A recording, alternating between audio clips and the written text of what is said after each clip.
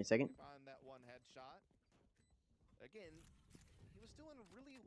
Alright, hello everybody, and welcome to North American Challengers. We're getting straight into it. It's the upper finals. I missed the first map, taking care of some stuff, but we're starting the second map. Now, the first map was picked by Moist, and it went to M80, 13-10. That map was Lotus. Now we're on M80's pick, and Moist needs to win this map to keep themselves alive in this series to try and win this. Now, this is for a lot right now. This is not just, oh, I'm the #1 team. This is, I'm qualifying for the Ascension tournament. This is a big game for either of these teams to win. Both of these teams need it. Now, I favor M80 to win it. I've talked about it before, but that doesn't mean Moist doesn't have a chance. They're a very powerful team, and they continue to improve, but losing the first map does not bode well for them. Let's get straight into this. We're starting in the third round. I missed the first 2 rounds, so we do get into this. M80 starting on the offense, and we see M80 pushing into B site here through Arcade. 4 going through Arcade, 1 going in through B main, 2 are on site. Orbital Strike comes through. That was from the offense to clear out Heaven. It does allow them to push up a little bit, but Flya's going to throw out that Brim Molly to try and prevent the push in through Heaven. Koala Noob's still going to be able to entry. He takes out 3. Doesn't even go down yet. It's a 2v4 for Moist to play. The spike hasn't gone down, but it's going down. They're trying to prevent it. Thief sends out that grenade, and it does take out... It doesn't take anybody out, but off of that, Thief's able to take out Koala Noob, and Brock shuts it down, take out Xander and M80, and Thief takes out EU. 2v4 turns into a win. Spike doesn't even get the opportunity to go down. That raised grenade was good at preventing it, so no defuse has to come through. M80 takes first 2 rounds. Moist now takes this 3rd round. That was their bye round, and they did lose quite a good portion of their players, but I believe M80 invested a little bit into that round, more than maybe you'd anticipate. That was such an impressive 2v4, though, from Moist. Yeah, it looks like M80 spent a little bit too much on that previous round, so they're going to be on the bye, forcing a bye, I should say. Moist is doing the same, so neither of these teams have a complete full bye. Both of these teams only have 3 players with full loadouts, so we'll see if that impacts these players, as M80 is going to challenge into A, 1 going in through drop. That's their Cypher, John Cutie. The rest going in through main. Nismo going to take out Sim, who is watching A site from on top of the site. We've got a 2-player flank going in through drop, or through sat and into drop. John Cutie's going to be able to spot it here, and he's going to be the one to try and defend it. A flash comes through, he swings off of it, takes more damage than the damage that he deals, though. So the 2-player flank not going to be stopped yet. A Proto takes out John Cutie, it's traded off, though. So player advantage will be maintained by M80. Brock is taken out by Nismo. Another 2v4 clutch will have to come through from Moist, and Flya only has a Stinger. This is not very winnable, and they know where both of these players are. This is not looking great for Moist in this round, and we could just see M80 take it as Nismo takes out Flya. Thief takes out Koala Noob. He needs to clutch a 1v3. Likely will not be happening here, and yeah, he's just going to back up, save his gun, and I can't blame him. Probably not going to win this exchange. Change my title here. There we go. Yeah, we're going to see Thief saving his gun here.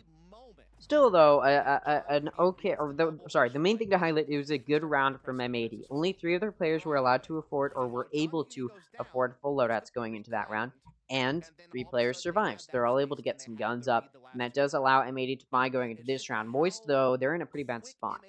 Not going to be able to afford to buy this round. Thief is able to hold on to a gun, so he's going to keep it, but this is not looking the greatest from Moist Moguls to start off this half. Now, it is a very offense-sided map. I've talked about that a lot on Fracture. So as long as they get at least 4 rounds here, they may be able to come back in the second half. But it's not going to be easy by any means, and they do still have to try and get those 4 rounds, which is going to be difficult to do. 5 rounds would also be pretty good, but with the lead, M80 has to start it off. It's not looking like that will go the way of Moist. So 4 is probably one of the better case scenarios for Moist at this point. See Moist, this aggressive push out towards that backside of the offense. Spawn, but not going to find anything, because M80 is pushing entirely in through B main. All of them in their offense spawn and getting ready to go into B main. There's going to be some Killjoy util to push them back. There's also Flya to watch it from Generator, but he is taken out. Koala Noob's at 5 HP. Not looking great health-wise, but he's not going to face a whole lot of pushback here. Proto's watching Heaven. Oh, he swings out just in time. He catches Koala Noob off guard. The Neural Theft comes out, and that's why a Proto swung. Scene here, going to get hit a little bit through the smoke by John Cutie, but not going to take a whole lot. Nismo's watching Heaven right now, and we see Thief clearing it out with that raised grenade. He's pushed up. The grenade did not clear him out. Nismo going to take out Thief and Sim. You're going to take out a Proto, and Nismo takes out Brock. 4 players up to live for M80 makes it a pretty successful round. Now, that was the eco round for Moist. They probably weren't going to win it, but they could have gotten a few kills there to try and even, sorry, get rid of some of that econ from M80, but they were not successful in doing so, as only 1 player's lost from Moist. So, off of that, we will see M80 up 4-1 to start this off. Moist now going to be back on a bye. Sim's got that operator in his hands. Now, he's running Neon, which I don't necessarily disagree with on Fracture. It's a decent agent on Fracture. On the defense, it's difficult to enable well, but, you know, if there's a player that can do it, it's almost certainly Sim. 3 ults available for Moist. Got that overdrive, lockdown, and Seekers. Koala Noob's using his Blade Storm to get deep into CT through rope, and he gets punished for it. He gets taken out. He does some decent damage to Fly. Fly's down to 30 HP, but nobody going to be able to cash in on that yet, which is good for Moist. They're getting ready to defend this B side as they are realizing it will be a rotate. Now, there is a lockdown for a Proto to use to try and stop this push, if possible. But it looks like M80 going to be rotating off of B and going towards A, which Moist has rotated off of entirely. Now they're starting to realize, alright, it might be an A hit, so they're rotating back. Those players that were pushed out through Satellite now going to come back to Satellite. They were going Arcade, hoping to find somebody maybe in Tunnel, but now they're going back towards Satellite and getting ready to defend this push from Drop. We even see Fly able to get onto the site. He's going to be healed as well. Ooh, they're going to see that healing. So they know one of those players is either on top or below. They expect them on top, but Flight is going to be taken out. Showstopper comes out from Thief. It takes out Nismo. He's been using his null command. Thief also going to be taken out. EO takes out Sim. It's going to be a 2v3, but the rest comes through, which makes it a 3v3, but they're all taken out. Executed beautifully by Brocken and Proto, which does leave Moist with the majority of their players alive on this round win. So they're still not they're not out of this game yet. They're still in it, and winning that with the majority of their players alive is definitely a good way to do it. Unfortunately, though, they will not all be able to afford a complete full loadout off of that round, so it's not like it's going to force them into a complete full buy, but they should all be able to get guns to an extent. Yeah, you do see Fly going to have to sacrifice and go for Spectre. 3 ults available for Moist still. That overdrive, an orbital strike, and a lockdown. The Showstopper was used in the previous round, and it was used pretty well. Steve was able to find 2 picks there. We will see if these ults will be used effectively again here. Brock and Thief are pushed up, watching Drop, but unfortunately for them, the stun comes through from EU, and it does some damage. It allows a pick to come through. So Brock goes down. Moist's going to have to play this round down a player. M80 still not pushing in anywhere, but they have 3 coming in through Satellite towards Drop, and 2 in main. Koala has an operator looking to use it to take this site. It could be a little bit difficult, because it does mean M80 not going to have that entry duelist. Play a little bit aggressively. Fly. Ooh, no way. Thief and Flya push out through a main. See the Cypher trip? Are they... Oh, but the KO knife comes out. They know there's a push into A now. They were expecting that it was a push over to B, so they're going to go for the flank. I don't think they realized there was a push coming through from onto A site through main. Thief going to take out John Cutie. That Cypher cam did spot him, and Xander going to be able to trade it off. So player advantage will be maintained by M80. Spike still hasn't gone down. Oh, Koala Noob takes out Fly. It's now a 2v4. Koala Noob takes out Sim as well. It's a 1v4 for a Proto to try and do something, but Koala Noob shuts him down. 3 kills for Koala Noob this round. A beautiful 3k in quick succession to give this round to M80. Now, I did say I need to see at least 4 rounds for Moist if they're going to have a hope of winning this map. If they want to keep in it and get to Ascension, they need to win this map. So I'm looking for them to get at least 4 rounds. But their eco not looking great here. This is looking pretty good for M80. This is probably one of the closest matches we'll see in North American Challengers, other than possibly the Grand Final. But of course, the Grand Final doesn't matter as much. This one's probably one of the more exciting ones we'll see. Ooh, Koala Noob pushed up. Getting pushed. It's an aggressive push out from Moist in through A main. They're on a little bit of low eco, and they want to play that. Proto gonna find a pick. Another pick comes through on Flya. Xander comes through. Trade picks come through, and it actually works out for M80. They're able to get 3. Moist only gets 2, but then Thief able to get 2 picks of his own, which makes it a 2v1. Xander gets hit by the raise grenade. Damage done to Thief. Damage is down to 10, but Xander's down to 6, and he's in a 1v2. You see Thief and Brock just waiting, trying to figure out if Xander's going to push them, because guess what? Spike is down, and it's in the hands of a Moist right now. So Xander has to push for it to some degree. You see Moist pushing up here. Xander's hoping he can get this lineup pick, because Moist is going to be pushing him. Oh, and he gets it! It's an ace for Xander! What on earth? Moist blunders there. Player advantage. And M80 takes the 6th round. They're going to go into this next half with at least tied up. It's now impossible for Moist to take the lead. Oh, what a disappointing way for Moist to end that round. And what a beautiful ace there. See them all cheering each other on. You can't blame them. An ace to clutch it up. Absolutely beautiful for M80. And they're going to be looking like they're going to take this map pretty dominantly. Lockdown available for a Proto, but this is the eco round for Moist. Don't have a whole lot to work with here. Concussion comes through. There's some early engagement here in A main.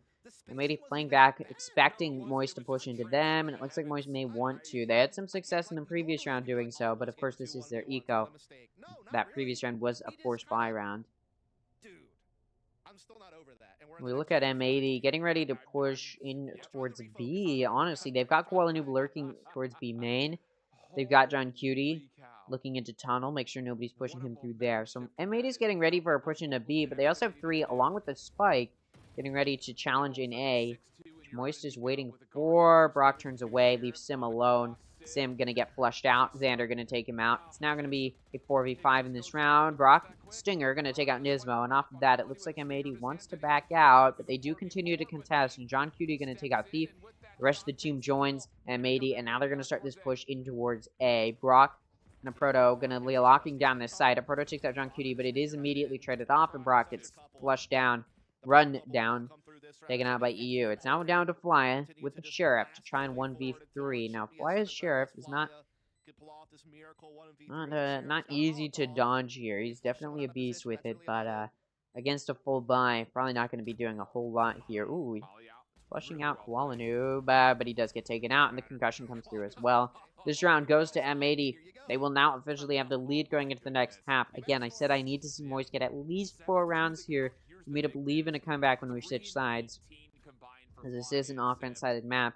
But even that, even if they're able to hit that with a 2-round win streak or something like that, I'm not entirely confident they'll be able to take this map, just because M80, this is their map pick. And if M80 is picking a map, you know they feel confident in their ability to play both sides. So this isn't looking great for Moist. Not looking good. Again, 3 rounds left in this half. There's still some time for Moist to win some rounds here. A little bit of some engagement. That guiding light came through from Brock, and they know there's some in that back side of the offense spawn. Fly in heaven, looking to watch it. Peeks out. Oh, Koala Noob was watching it with an op, and now he looks back towards it. They meet each other. Op shot comes through. It does miss, though. And off of that, Flyer's probably not going to challenge that very much anymore. Rolling Thunder gets up for EU in that satellite area. And now M80 going to start looking like maybe they're going to push towards B. They do have Xander watching B site. Pushed up there. Looks like M80 will be getting ready to go there. They do have Nismo lurking kind of over near A, but no, he is going to start rotating it over towards B. And it looks like a B push is on the menu for M80. They get ready to aggress.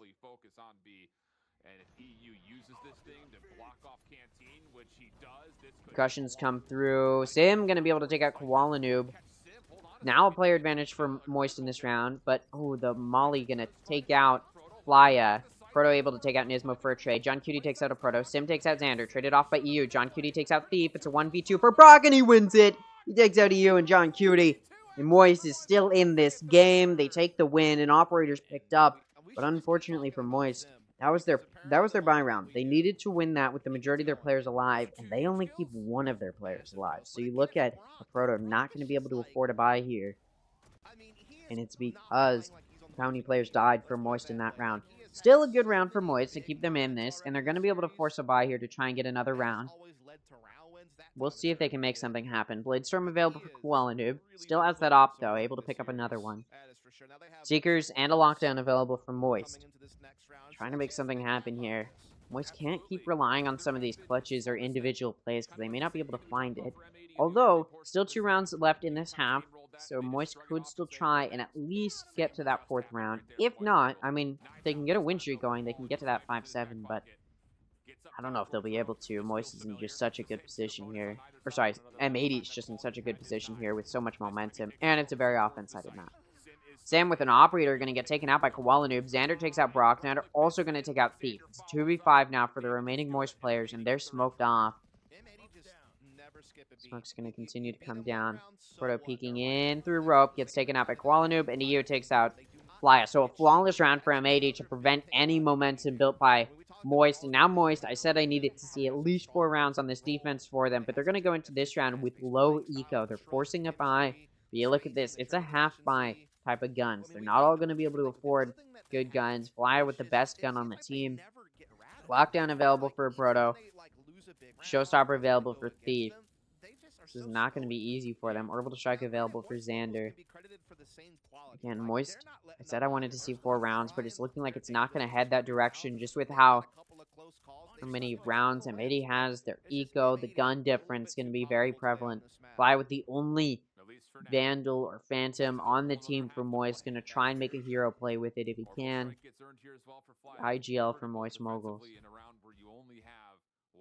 Looks like M80 going to be aggressing into B. They know it's low eco for Moist. Flya peeks out. He takes out Koalanoob, and he doesn't get traded. He gets very low on HP. But he doesn't. No, he will. Orbital Strike going to dig up Flya and a Proto. The concussion keeps them there.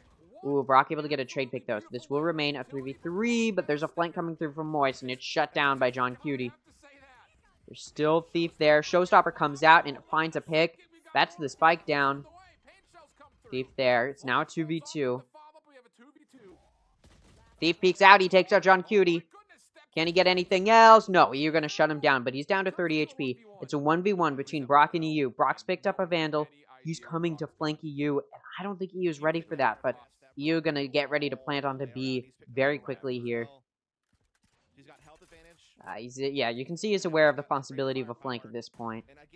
Spike goes down. Oh, yeah, and EU is aware of the position here. Skydog now comes through. Doesn't clear where EU is, so EU will probably be able to play up further than what Brock is expecting. Yeah, and EU going to take out Brock. Clutch not going to come through. Or sorry, the clutch will come through for EU. Not going to win the 1v1 for Brock, and that does put M80 at the 9th round. Could the 9-3 curse be in favor of Moist? They're going into the offense of a pretty offense-sided map. But yeah, this does not bode super well for them. It's not looking great for them. Looking a little bit dreary even. There you go. SAT vocabulary over here. And it looks like M80, you can see, I mean, their mental's got to be so good right now. Moist got to be so defeated, knowing what they're up against M80. Keep in mind, in the mid-season face-off, Moist was able to take a map up on M80, and they can't even recreate that here. Maybe it's because M80 views them as a little bit of a better opponent now, or Moist is just struggling this time around because that map pool has widened for M80. Not sure. Moist going to start this push on this offense, pushing into B. If they want to make a comeback, this is the round they need. Trade pick comes through to start it off. Moist is still not really aggressing a whole lot. John Cutie's taking a little bit of damage. No other damage onto Moist, so it does mean a little bit of an edge to Moist, but it shouldn't matter a whole lot in this round. Flya gonna start pushing over towards A. The rest of Moist going in through tunnel, under B side, or under CT. Looks like maybe they want to go in through arcade. M80's reading an A hit, and honestly, if Flya can make some noise on A, M80 may be confident that it's an A hit and start pushing into A. As Flya takes out Nismo and EU, Xander able to trade it off, but off of that, Moist just going to start this push into B. There is still John Cutie to watch it, and it looks like Xander's aware that it is a B push, but there is a player advantage for Moist at this point because that 2-for-1 special did come through from Flya. Proto going to take out Xander. It's now 1v3 for John Cutie in this pistol round, and they know where he is. You can see John Cutie paranoid. It might be a flank, and Thief going to take him out. So if there's a start to a comeback for Moist, that's a good way to do it. Doesn't mean it's gonna, you know, tie it up or even put them in a position to gain momentum to tie it up, but it does help even that gap a little bit. Prevents M80 from making that gap any wider. Again, if you want to start a comeback, that's a good way to do it. Especially with that individual play from Fly that we want to see come through. You look at Moist, and that kill consistency pretty spread out. We're not seeing as solid kill consistency across the board. As we move into this offense, maybe we'll see that tighten up. Same actually true for M80, though. You see Xander way above the rest. So if M80 can do, or sorry, if Moist can do a good job of shutting down M80, they may be able to get their head into this game. Sorry, you can hear my dog. Unfortunately. Fortunately, he likes to bark when there's nobody outside. If he's still barking at the end of this round, I'll go ahead and deal with it. Apologize. Looks like M80 doesn't really know where to hold. There's some contact in A. Moist getting ready to push over towards B. It looks like M80's ready for that. Of course, it is an eco round from M80 and a buy round from Moist off of that pistol round win. So Moist should be able to take this, but if there's a good enough pushback, M80 may be able to deny momentum from Moist. You see Sim dashing in here, clearing into heaven. Fly gonna shoot through this smoke, does some decent damage. Nismo gonna take out Brock. Fly takes out Xander and EU. Nismo takes out Fly. So it's traded even. Nismo keeping it even, able to get more. A Proto needs to clutch a 1v2. Gun gonna be picked up by Nismo. He's in heaven. They know where he is. Noob. See, oh. He's backing up. Noob down to 10 HP. Nismo down to 75. They see a Proto, and he takes damage. And it's looking like this buy round not going to convert into a win for Moist, as time is just going to be played by M80. They're just not going to peek him. He has to plant. Yeah. And this round does go to M80. They take the buy round from Moist, and Koala Noob takes out a Proto to finish it all off. Gun's going to be picked up as well. And this round not only goes to M80, but it denies any momentum for Moist. And Moist just going to start forcing a buy here because they sort of have to. Their opponent's at 10 rounds. They only have 4. It's a 6-round difference. Moist does need to start to make up some of that ground. Yeah, this is not looking good. This is looking pretty bad if you are Moist Moguls at this point.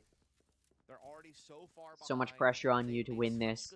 It's not over. This is the upper final. So even if these teams lose, they go to the lower final to play again. But they would like to just have the security of Ascension now. Koala Noob whiffs onto Sim. Sim able to take him out before he goes down. So trade pick there. It's going to be a 4v4. Util being used onto John Cutie. Push him into CT. Good there. Fly going to take out EU. That was through the smoke. Gun going to be picked up. Good there. So player advantage now for Moist as they're starting to push into this site. Orbital Strike goes out as well to try and gain some more space. Nismo and Rope still going to find stuff, though. He takes out Fly. Xander takes out a Proto. It's now going to be a player advantage for M80.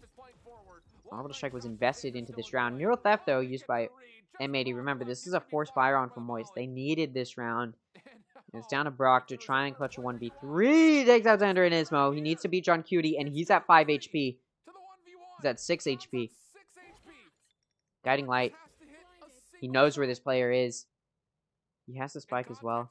He can threaten the plant. He's hoping that the peek will come through from John Cutie. Doesn't. And it does! He fakes the plant. John Cutie peeks, and Brock takes out John Cutie. And the force blind turns into a win for Moist. And although only one player survived, anything that Moist can get can give them some hope. And a 1v3 clutch is beautiful to keep them in this from Brock. And they lined up for that shot to Xander and Nismo. They're going to feel bad about that one. Beautifully done by Brock. The fake out. You can tell they practiced those clutch situations. M80 gonna be taking an eco round off of that loss. Their econ has not really had the opportunity to stabilize. But if this back and forth does start, it's not going to work out well for Moist. They're probably going to be trying to deny any of that back and forth. Moist going to be pushing into B here through main. M80 was reading that they'd be across the rope on the other side of the map, but they weren't. It doesn't matter. Koala Noob's still going to take out Sim to deny this entry for the duelist on Moist. It looks like Moist going to cross through tunnel, get ready to push elsewhere. Looks like M80 going to read that it's a rotate, but it's not yet a rotate yet. It looks like Moist gonna retake into B. They're gonna re-hit here. Now again, gun advantage for Moist, although 2 guns are in the hands of M80. Off of that pick on Sim as well, that gun was picked up. Moist pushing in here. You watching from Canteen. Kualanu peeks out that generator entrance and distracted. Brock gets taken out. It's now going to be a 3v5 for Moist. Kualanu takes out a Proto. Fly gets a trade pick onto Xander. Kualanu takes out Fly. It's traded off by Thief, but he's now in a 1v3. Can another 1v3 clutch come through from one of these Moist players? The players are stacked up from M80, but they're not going to let him line them up this time. John Cutie going to take Thief out. No 1v3 clutch for Moist to win this one, and the eco round turns into a win for M80. These rounds are starting to be traded, which M80's happy to do, considering they have such a good lead right now. They can afford to trade rounds back and forth, because it'll work out for them. Moist, now, at 5-11, needs to win 6 in a row to tie it up. That 6-round gap that they came into this half with is still ever so prevalent. Moist needs to close that up, but they've been struggling to do so. They're forcing another buy here. Now, reminder, they forced a buy on a previous round, and it paid off for them, but they did have to get a 1v3 clutch. Kualanu pushes out of B main. He's not alone. The rest of M80 there as well, or a good portion of M80 there as well, so they're able to cash in, and the eco round not gonna, or the forced buy eco round, not gonna turn into a win for Moist. They take a loss, and now they have to force a buy again on low eco. M80 gonna be happy to deny another round to just clean it up. Moist losing this map 13-5 would not be a good final score to end off the 2-map series. If it does end in a 2-0, it'll be that the entire upper bracket went 2-0. There was not a single 3-map series in the upper bracket if M80 finishes it off with a 2-0, which we are likely looking at here. In fact, I'm going to be confident enough to say we are looking at here. Neural Theft available for John Cutie. No Command available for Nismo. Overdrive available for Sim. He's trying to push in here.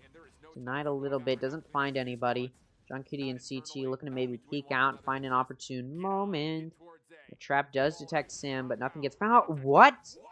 Kualanu whiffs an operator shot, and a Proto's aim, long range, good enough to trade it. He punishes the missed op shot with his Sheriff.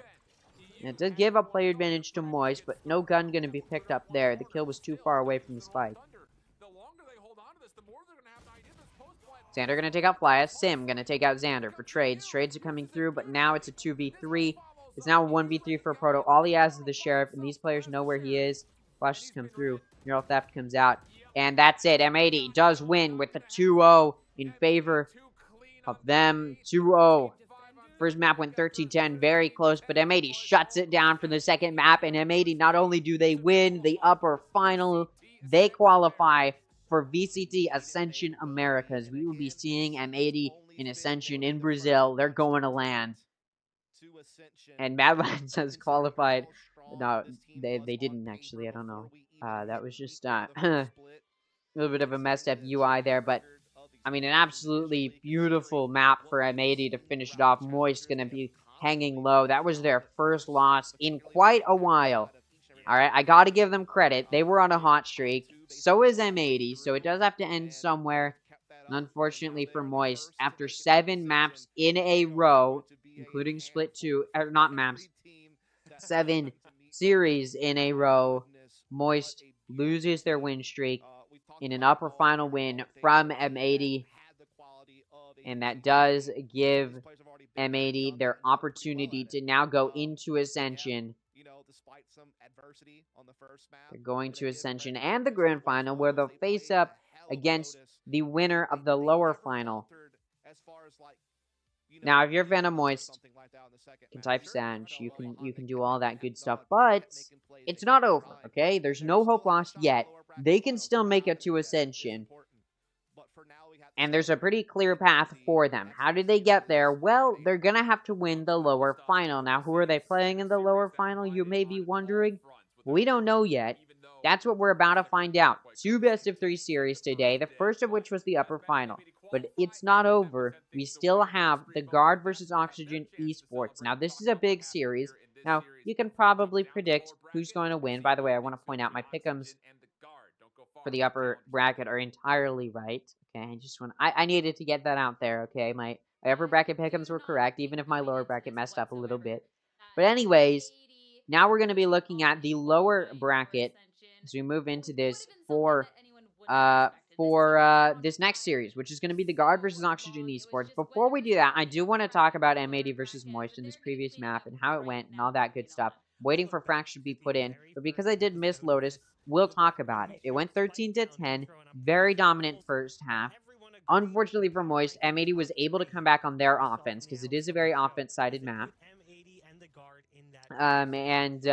Yeah, unfortunately, that resulted in a loss for Moist Moguls. They went into the second half up 8-4, and then 4-round win streak from M80 to start it off. Moist gets back in there, but it's shut down with a win streak from M80. Yeah, Moist gets back in there and shut down by M80 to take the map. Only 2 rounds for Moist, 1 on their defense of Lotus, and this is big because Lotus has not been a super easy map for Moist Moguls, or sorry, for anybody to beat Moist on by any means. And of course, Moist likely would have wanted to play on maybe Bind. It is banned. Or, here's the thing. Haven is a map that both of these teams have been good on.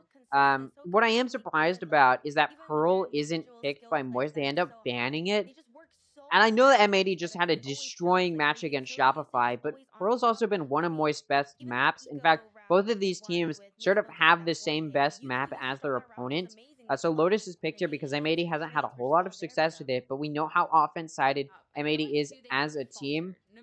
And so it was definitely going to struggle here. We saw very good play. I mean, honestly, not the best, but still decent. You see very consistent fragging across the board, which is what you want to see from these top teams. Sam cannot really be said a little bit further apart. Still very consistent, but Sim's been struggling in this upper bracket. He struggled against the Guard, and it seems he's also going to be struggling against M80. You'd have to beg the question, why is he struggling so much? It's like he got on LAN, and suddenly he's not finding his place as easily. Now, Sim isn't one of the best duelists in North American Challengers. He never really has been one of the best duelists in North American Challengers. As good of a duelist as he is, he's never really been able to top a player like Kowalin, for example. He's still a very powerful player, and Sim does have some really good aim that allows him to win a lot of 1v1s, especially when he has that operator in his hands. But in this upper bracket, it seemed he hasn't been able to find that steam. And this is where it seems Moist is starting to finally plateau. And I say finally because Moist has been on the up and up. I talked about it before, but they're on an upward trajectory, and it continued with them beating the Guard, but it seems like it's ending here with them beating M80. If Moist was going to continue to look like they were improving as a team, they would have needed to beat M80, but they don't even get a map up. Again, they were able to get a map up in their series against M80 in the mid-season face-off. So clearly Moist has been able to do it before. It just seems that M80's improved enough to be solid against a team like Moist this time around. But the main thing is that Moist just, they're starting to plateau, and this is a bad time to do it, is in the playoffs. I'm not saying it's over for them. I think they can probably win the lower final if they go up against a team like the Guard or Oxygen. It's going to have to be a lot harder of a fight. Let's say Moist rematches against the Guard. It's going to be a lot harder of a fight, I think, than their first series in the playoffs. But I think it's definitely still possible. And there is a lot to talk about. Obviously, we'll know who they're facing tomorrow. I do want to talk about how Fracture went. I'm still waiting for it to get put in because for some reason they're taking a while. So we'll go ahead and listen to the casters about what they have to say about how that map went. And yeah. They changed their comp. What a bunch of idiots. You got to try new things, and I applaud them for taking that initiative at this level of play. It is unfortunate that it doesn't work, and it is very difficult to try to slot in a Neon. It's not just simply speeding up the game. There's so many moving parts and pieces to pro play that you can't see, and there's a lot of nuance to it. And unfortunately, it didn't work out for Moist, but they've still got a chance in the lower bracket. Yeah. They still have another crack at it, and no great team's gotten where they are without a couple of hurdles. So it'll definitely be a great match in the lowers to see if Moist Moguls do have what it takes to be moving on. But it's time to celebrate M80 a little bit more. We're going to be having an interview up shortly. Enjoy the post-series match highlights, but we get that together. All right, so yeah, there is quite a bit to talk about Again, just waiting for Lotus to get put in here, or sorry, Fracture to be put in here. But while we're waiting for that, I guess we can talk about this second series that we have today, because it's a little bit of a rivalry series, maybe not as much as maybe not as much as some of the other rivalries, but it is something to talk about, which is the Guard versus Oxygen Esports. Now, Oxygen got absolutely decimated by M80. Now, to be fair, Moist did as well. So clearly M80 is a very, very powerful team that not very many teams are even going to be able to think about beating. Here's the thing. The Guard versus Oxygen, I think a lot of people saw this series coming once both of these teams got knocked down to the lower bracket. And I think a lot of people can probably predict the way that this is going to work out. And for me, it's pretty easy. It's that the Guard is going to beat Oxygen Esports. Now, the reason I think that is because I talked about it in Oxygen versus FaZe. I talked about it when Oxygen was facing M80. But Oxygen is not a top 3 team. I don't think they really are. I think they're a team that is almost there, and I think they've got some potential to be there next year. But the thing is, it just seems like right when they might be able to get in there, they're not quite there. They're definitely top 4. And obviously, they're, in lower round 3, so they are at the very least 4th place, because we have everybody else situated here.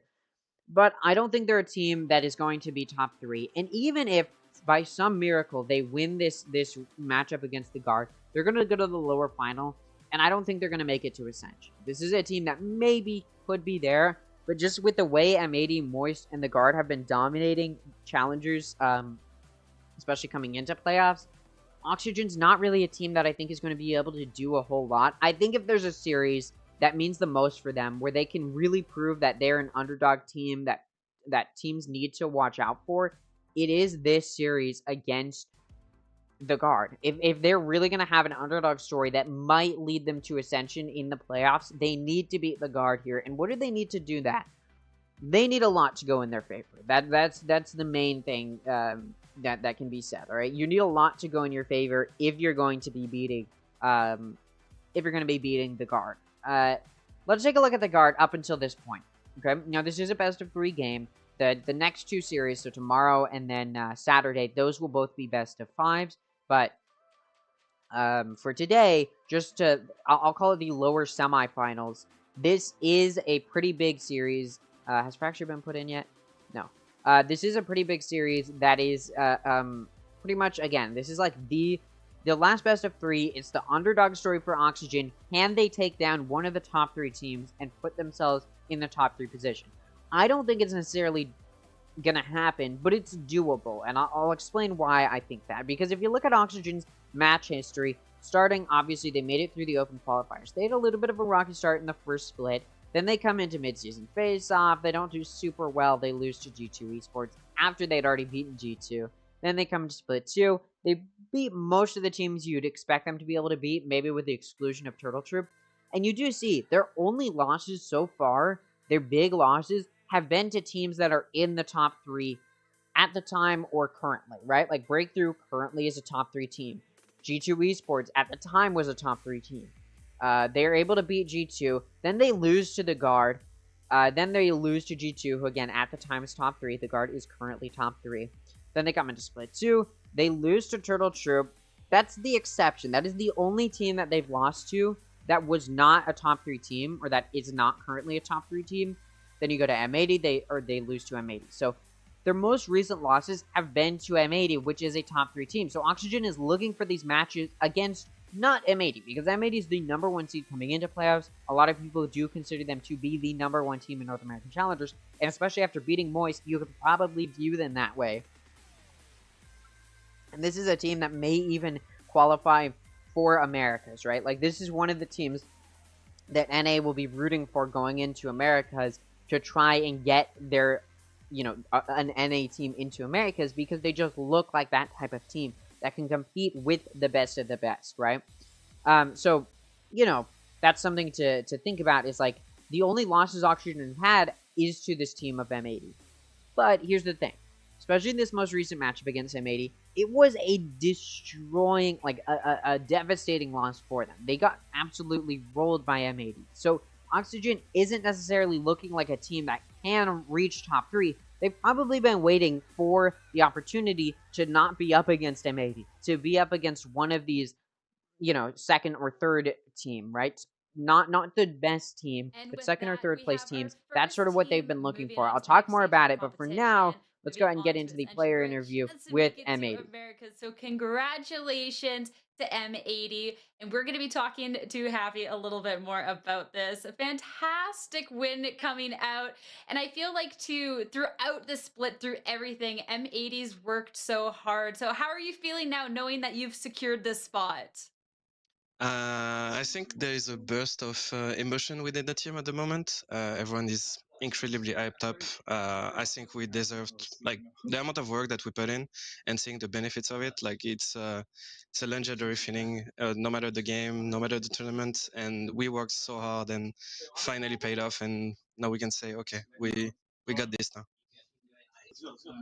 We've definitely seen the result of that work during the entire split, everything going on. And I would love to know too, as we got everybody here, everyone getting this win together, what you would accredit for this team to getting this success, to getting this victory. I think like as I was gonna say on Twitter, everyone stepped up at the right time. Everyone poured their fucking art in, and it was like absolutely insane to watch that. But as I said, we were probably the most hardworking team out there, and basically hard work paid off. Plus their immense talent. This is a group of individuals that are very very talented, and I don't want to take that from them. They deserve that. Any of it. Yo, don't fucking kill him. No killing anyone. There's still more Valorant to be played, all right? Yeah, we still have work to do. At some point during the series too, we got to see the player Oh, cams wait. and the Was that a energy was swear? just immaculate. Everybody was popping off. It seemed like everybody knew that this was in the bag. Look, it's pretty simple. Even if we start slow, we are always a menace, a threat to them. So I guess that is, again, one of these games where we start slow, but we understood that as soon as we switch that side, the mentality is going to switch as well. And once again, we did it. And thanks to all the preparation, thanks to the talent. Again, this is no accident. This is not random at all. We knew that that's going to happen. And we got to see the talents of the players really shine through that. There's a couple of really, really clutch rounds. One I want to talk to you about, because we don't want to get a cam for you, is how you were feeling during that ace from Xander, that 6 HP, that double kill, that spray transfer. What you're thinking then? You know what's funny? If you had the teams comms, people were talking about, okay, like I think he asked, do I save here? And then they picked him together, and then he had that incredible headshot transfer, and we all exploded. And I was like, oh, that's impossible. And that was it. Like that moment, I knew that that game was done and dusted for sure. It was such a great moment. And now our final question to wrap this up so nicely. This one coming out from our fan zone, coming out from First Night of Me, asking, especially we got the happy team here, we got everyone celebrating. Any special plans for Brazil, or is it just going to be practice and work? All right, let's go ahead and yeah, let's gear up. I'm gonna change my title, and we'll talk about Exactly the same. The first thing that I said to the lower boys today is that this is a regular day. The pressure is on them. semifinals. We have the experience. We have the players. We know how to fight. And as long as we have that mentality, we're gonna do just fine. Yeah, We don't have to Oxygen hype ourselves up to Esports win. We're completely fine. So versus we're the gonna keep Guard. that Okay, in our minds going into Brazil because, as I said, so there right is now quite a bit to this talk is about. what Let's they see if do they put best. it in. That Yeah, we they do. did. All right, so let's go ahead and quickly analyze Fracture and Full how it celebration went. for the team too. I gotta refresh Congratulations this to you. page We'll too. let you like Because close this again, one. Moist did not find very much success. Let's talk about why that didn't happen. And I think the main thing you can talk about or point out is guess who's carrying. It's not your duelist. Well, it is a duelist, but it's not Sim, your star duelist, and it's not Very chill team with the best it's not pods. really who you'd want to be carrying. But honestly, you don't really Team. want a Have a carry great night, necessarily. okay? And Thank you. honestly, Thank you for the info. it's hard to say that Thief is carrying because he's not like leaps and Alright. bounds We got above the our rest first of team his moving on team. to Ascension, and I that mean, was he's 7 kills above the bottom Nebula. frag, but Do have one everybody's race around on the two day, two though, kills so in still between might each have other, a so it's not chance a in horrible the thing. tournament But here's the regardless, thing: given the it's Guard decent kill going up against consistency, which I Oxygen always talk about Esports needing, and it's currently. not bad. The main issue is you can have the best kill consistency in the world, but like you can all have 1 kill, and that's not going to do much, right? Like it's about making sure those kills are meaningful and they end up having impact in the long term across the whole map. And Moist is not able to find that here, and I think that really goes to show why they ended up losing this map. It just seemed like you had this player in Thief, Brock, or Proto, who were able to find so much for their team, or at least enough to have a decent impact, and then the rest were lacking behind. Thief is, of course, the only player with an ACS higher than 200, which I've said, if you're going to have good consistency, you need the majority of your players above 200. And look at M80. They have most of their players, with the exclusion of John Cutie, who is their IGL, above 200. And they even have Xander hitting 300, while the other players are still hitting above 200. That is impressive, because it's really difficult to hit above 200 when have 4 out of the 5 of your players, or, 4 out of the 5 of your players above 200 when one of them is also above 300. Because typically, if a player's above 300, it means that they are carrying the rest of their team. But the rest of M80 is still able to find that damage. And that just goes to show each individual player on M80 is able to perform beyond what they need to, if that makes sense. Like, they're able to perform in a way that does a whole bunch of damage, and they're able to play off of each other. Look at this, 19 assists, 15 assists. This means you're doing good damage, you're using your util well, and M80 is able to play off of that, versus Moist Moguls, who doesn't have as many assists, other than Flya, but the rest of them are not finding very many kills, or not finding very much damage. Any util they're using, their team's not playing off of very well, and Moist does need to clean that up. They need each of their individual players to pull through a little bit more if they're going to be able to put up another solid performance against the Guard, who I think is who they're going to be facing up against. Again, it's entirely possible they don't, but it is important to know. Now, of course, M80, they're making it to Ascension. I'll talk a little bit more about that likely tomorrow during the best of 5 or even during the grand final, but it will be important to note M80 is going to Ascension, and I believe we almost know the 2 teams that they're facing up against. We can go ahead and pull it up here. Yeah, we know who they're facing from Brazil, which will be the Union and OO Nation. Now, I don't know who they're facing up against from Latin America North or South. I don't think 9Z Team is that team, unless I'm mistaken, but I don't think it is. I think they're still going through their playoffs for both of these. Yeah, they still haven't played. We're gonna know on the 11th. Which other teams they're going to face. So yeah, something to think about is M80 is going to be representing North America. They showed a really impressive performance against possibly the number 2 team in North America. So even M80's leaps and bounds above the other teams we're going to present for Americas. So that definitely says a lot about how M80 will be able to do in Ascension.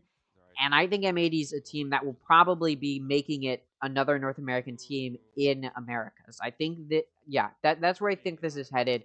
Obviously, I'm maybe getting a little bit ahead of myself here, but I do think that's how well M80 has performed. And unless they lose the grand final somehow, I think that'll absolutely be true. That if a North American team wins Americas, it'll be M80. That's my prediction here. But let's talk about the Guard versus Oxygen. Let's move on. Stop talking about all that. Let's talk about the Guard versus Oxygen Esports a little bit more. Again, I was giving sort of a synopsis. Oxygen has only lost to M80 recently, right? And they did get destroyed by M80 in the playoffs to knock them into the the lower bracket. But that does not take away from the fact that they are still a very powerful team. And now they're finally getting to face up against a team that is not M80, a team that is not that number 1 team. So now that Oxygen is going to be facing up against a team that is not that number 1 team, against a little bit of a lower performing compared to M80 team, but still top 3. We'll see if Oxygen can break in here. Now, I don't expect it to go to Oxygen, but it's entirely possible. We know that the Guard is not invincible. They've lost to Moist Moguls. They've lost to M80 before in the past. They are not the top 1. They're not the number 1 team. Right now, they're looking like number 3, right? So if there's a team that Oxygen can try and beat to continue their underdog story, or even get it started, because I think Oxygen is performing about how I would expect, and I think most people would expect for them to perform coming in to the playoffs, right? 4th place makes sense for them. They're definitely top 4. But if there is a team that they can perform a little bit better than, they are definitely an underdog coming into this series. If there's a team that they can say, we are still a team to look at, it'll be in this matchup against the Guard to try and beat them here. Although the Guard's not going to make it easy. The Guard has only lost to the top 2 teams, with the exclusion of TSM in Split 1. They didn't lose a single time in Split 1, not even to M80. Then they went to the mid-season face-off. They lost to both M80 and G2. G2 was top 3, went second place at the time, okay. But then they come into Split 2, and they've only lost to Moist Moguls, who's currently second place, and they've only lost to Moist Moguls in the playoffs as well. So this is not just going to be a rollover performance. They've beaten Oxygen before in their previous matchup against each other. So clearly the Guard knows what they're doing, all right? But I will say Oxygen in the mid-season face-off did beat G2 Esports and knocked them down to the lower bracket, and G2 then went on to be second place in the grand final. So it's entirely possible that we're underestimating Oxygen, and they have more firepower than I think people will realize. But what I will say is they made a lot of player changes since the mid-season face-off. They've switched out 2 of their players, and again, I've talked about it before. I don't think it made them worse as a team, but I also don't think it improved them. I think they're playing at around the same level, still playing like a 4th place team. Is it going to be enough to get them to be a 3rd place team at least? I don't know. And here's my prediction. My prediction is that the Guard will win. However, a new prediction is if Oxygen is able to somehow beat the Guard and they make it to the lower final, Moist will almost certainly win that series. I think it's very unlikely if Oxygen beats the Guard that Moist will lose that lower final.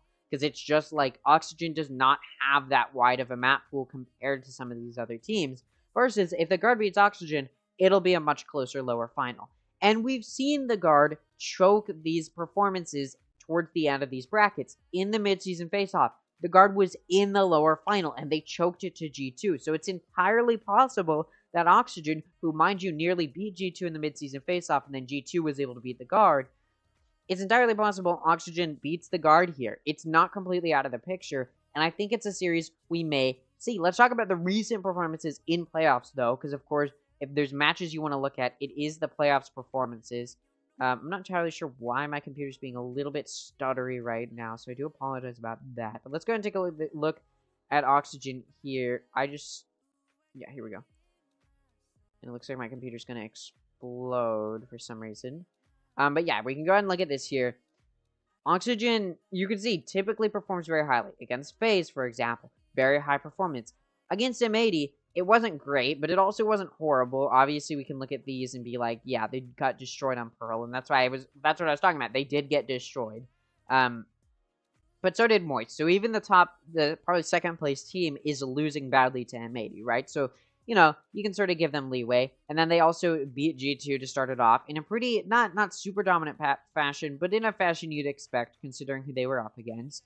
And, you know, across all maps, it's a pretty solid performance across the board. They're a very consistent team. They're definitely a team which relies on some players more than others. If you look, you know, you'll see, or you see, you know, in this series against M80, Scuba was on top by 3 kills above.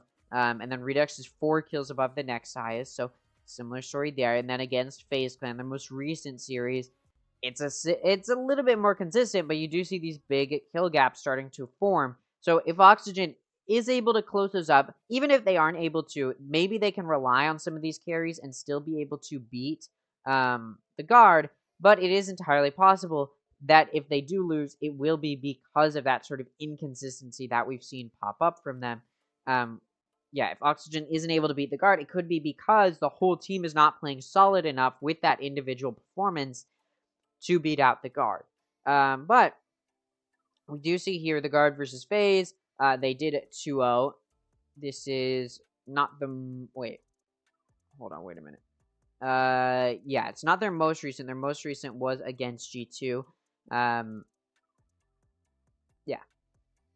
Yeah, they knocked G2, Oxygen knocked G2 into the lower bracket. That's what I was confused about, because it's like, wait, didn't Oxygen play G2? Sorry. But anyways, the Guard started off this, wait, what was their start off match? There you go. They started off playoffs, there you go, playing against FaZe Clan. Sorry, my brain's not functioning at all this week. They actually started to not perform as consistently as maybe you'd expect, although all of their players across all the maps were above 200 ACS. Definitely a good place to be.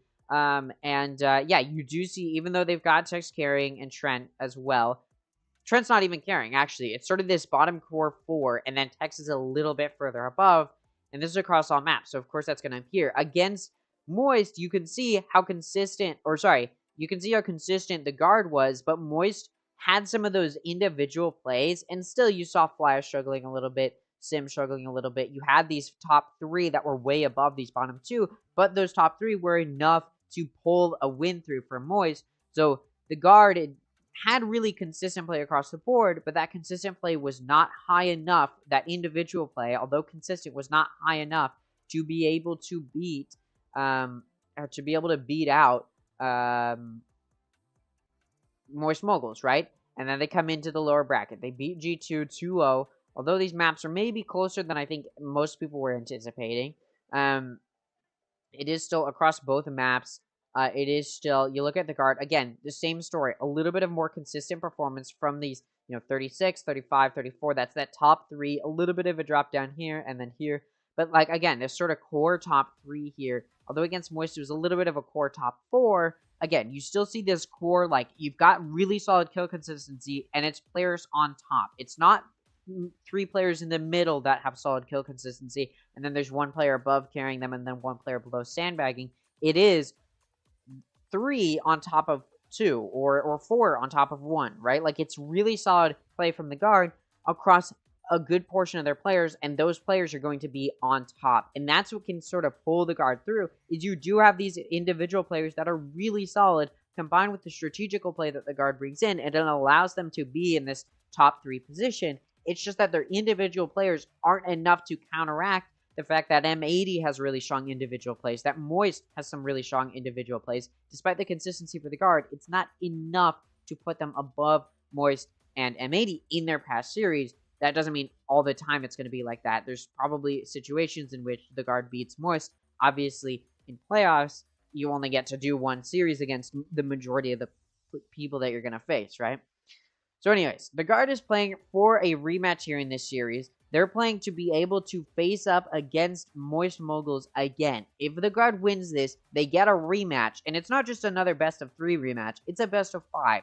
The lower finals is a best of 5, and that's because it's the last series that means something, because this is like every single player, whether you made it to the lower bracket, or, well, all these players are technically in the lower bracket, but every single team that needed a second chance, who didn't end up winning the upper final, has fought through to make it here to the lower final. So it's a big combination, and the winner of the best of 5 goes to Ascension. It's going to be hyped up, it's going to be a lot, and the guard wants to be able to make it there. Again, Oxygen, a little bit of an underdog, trying to make it, and the fact that they've only ever lost in the playoffs so far to M80, every single other series they've had was a 2-0 win for them.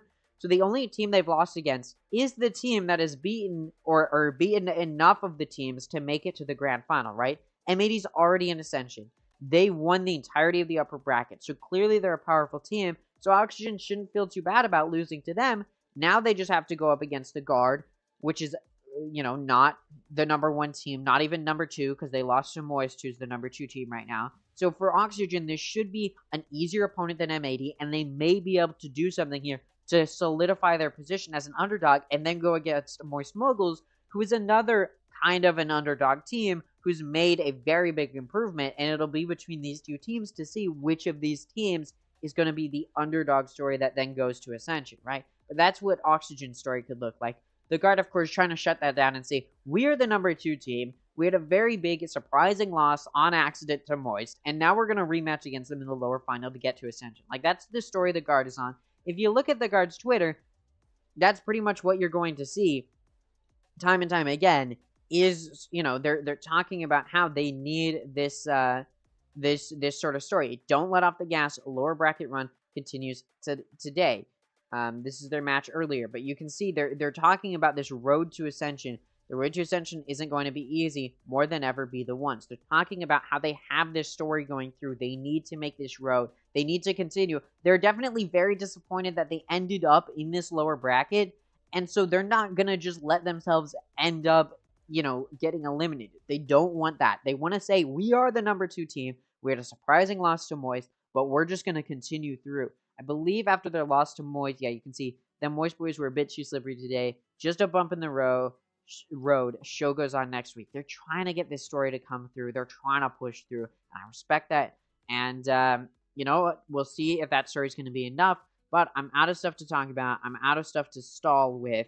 So we're just going to go ahead, do some Ranked. If the match still isn't back live, then we will go ahead and throw it to a break. Because like last time, there's a really long break. So I don't know how long today's break is going to be. So I'm just going to throw it over early. So that way, you know, there's a chance I throw it over and then we immediately come back. But I'd rather, you know, not be sitting here straining my voice, you know, when there's like, it's not like I have anything to stall with. There wouldn't really be anything. I guess what we can do actually is we can talk about Valorant esports, or we can we can look at the clips that have been uploaded. There are a lot. So yeah, we'll go and do that, and then we'll do Ranked. So let's go ahead and take a look here. No one's onto the site itself. Noob stepping in. Yeah, that'll work out. Finds the first. Brock on the corner. They know he's nearby, and Noob, no problems there either. John Cutie, as soon as the dark cover comes through, he's going to take shells just to make sure no one's on. All right. This position, but how do you? There's just still so much utility here. Brock is going to actually get on top. Hold on. Brock can actually still hold this. He gets it to halfway. They're trying to spam him down, but he avoids it completely. And still trying to contest. The flashes are out. Brock tries to step into it, but M80 fight back. 3v3 situation. Proto gets another. Hold on a second. Sim up top. Oh, needed to have it. Now it's just on the fire. Not going to work. Not back onto this B-side. Great counter. Molotov. Finds Flyer and a Proto. What back onto this B-side. Great counter. Even get the fourth through this cyber cage. Paint shells out. The tapping continues, but Thief is able to get one. Brock still alive. Hold on a second. Moguls battling back. What? Noob trying to hold this. And all connects. Fly and drops. Stall, and the timing on this Sim is perfect. One more in the corner. Bang, no worry. 3 kills. It's pretty much the only thing he has on his side that they're going to double face him. Oh, what? Here, 20 seconds on the clock, and here's Sim. He showed up in a big way. Critical 2 kills for him, but now it's just on to Brock. How? Just Brock left. He's going to be flushed out by the molly. And now, if there is ever a player you want, it's this man right here. Gets 2 of the 3 to the 1v1. John's on 6 HP. Brock just has to hit a single shot.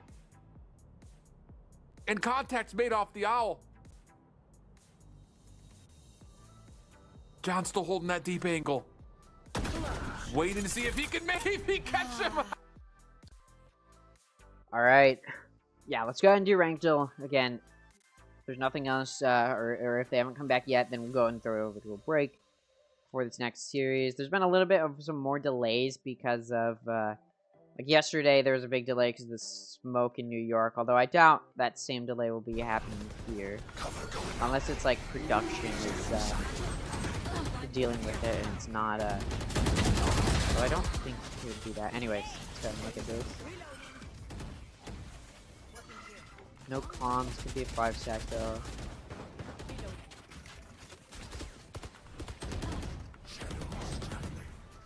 Solid. I see familiarity. There's not like lack of game sense, so it's probably above bronze. Or like lack of cohesiveness, I guess. Crosshair as well. Last player standing.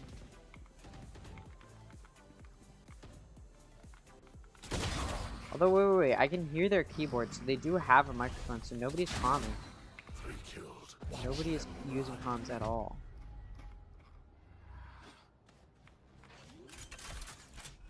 Thirty seconds left. Spike planted. Shadows traveling.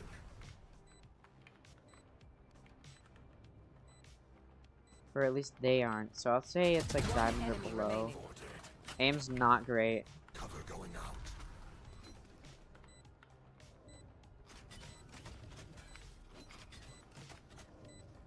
I think they're aiming a little bit. Never mind. Wait, let me just see the beginning again.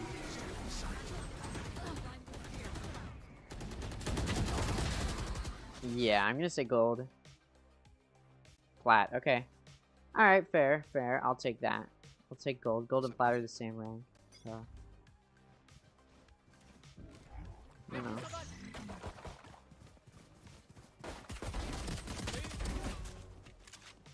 Gold just has less, what's the word? Gold has less Smurfs. There you go. What am I looking at? Your aim is good, but you're bad. Like, you're not aiming at their heads. You have to readjust. No comms at all. You're in a duo. I'm gonna say silver, locking it in. Bronze. Okay. I don't know. He was able to hit heads a lot, which, like, silvers can't hit heads, so. What is this? Low aspect ratio. Not low, but you know what I mean. Different aspect ratio. Ooh. Left-handed mode as well.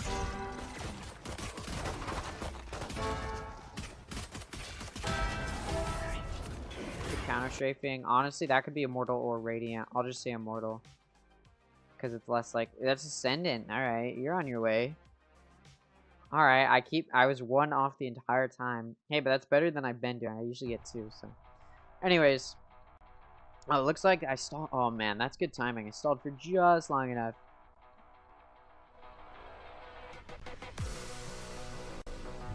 I'll let this play out. The animation's kind of cool.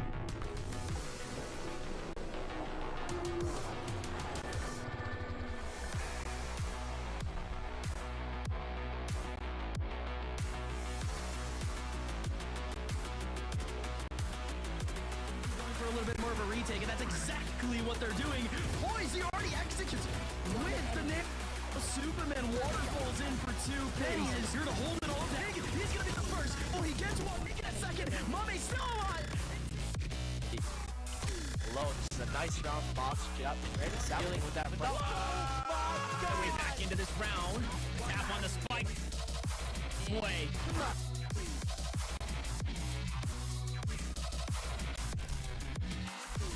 Still alive. A 1v2 as Playa finds the first. Playa, you're not allowed to do it.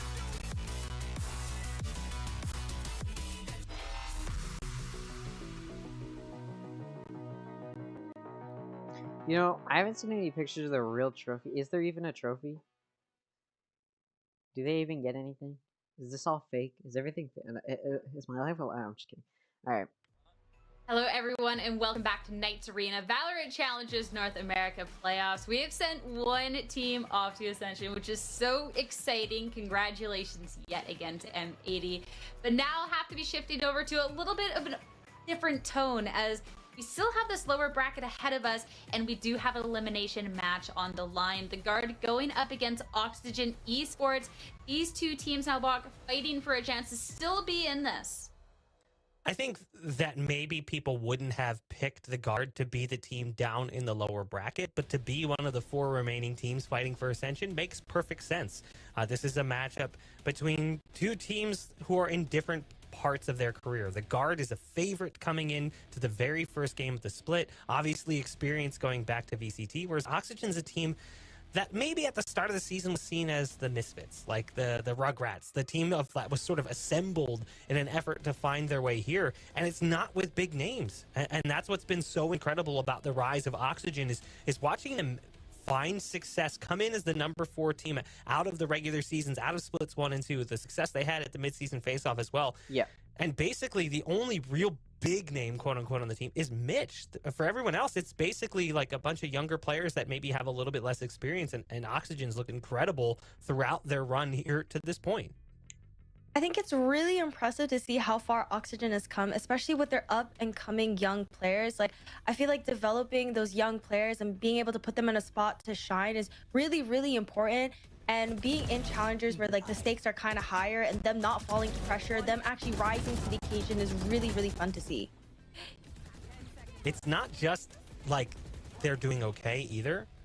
they are setting the pace. Verno is one of the best initiators we've seen throughout Challengers. Mind you, the only real competitive experience he had was on Oxygen Academy previously. He was the only member of that old team that got called up when they made it into, or they remade this roster. You obviously have some experience as well for Scuba, which is fair to call out, but it's limited in comparison to what we see from everybody else. It is definitely a team of younger players, and then even still, more inexperienced players came in with the second split. They brought Redux into the roster. He's a player who had never really played at this competitive level. Now you can see though that the team has not been without its hiccups and its hurdles. This is going back to the midseason face-off after their loss against the Guard. This is a rematch. These teams have faced off against each other previously. Yep. And again, it was a win for the Guard. This is what I'm saying. Like, Oxygen, this is their game to, like, face up against a top 3 team that isn't M80 for once.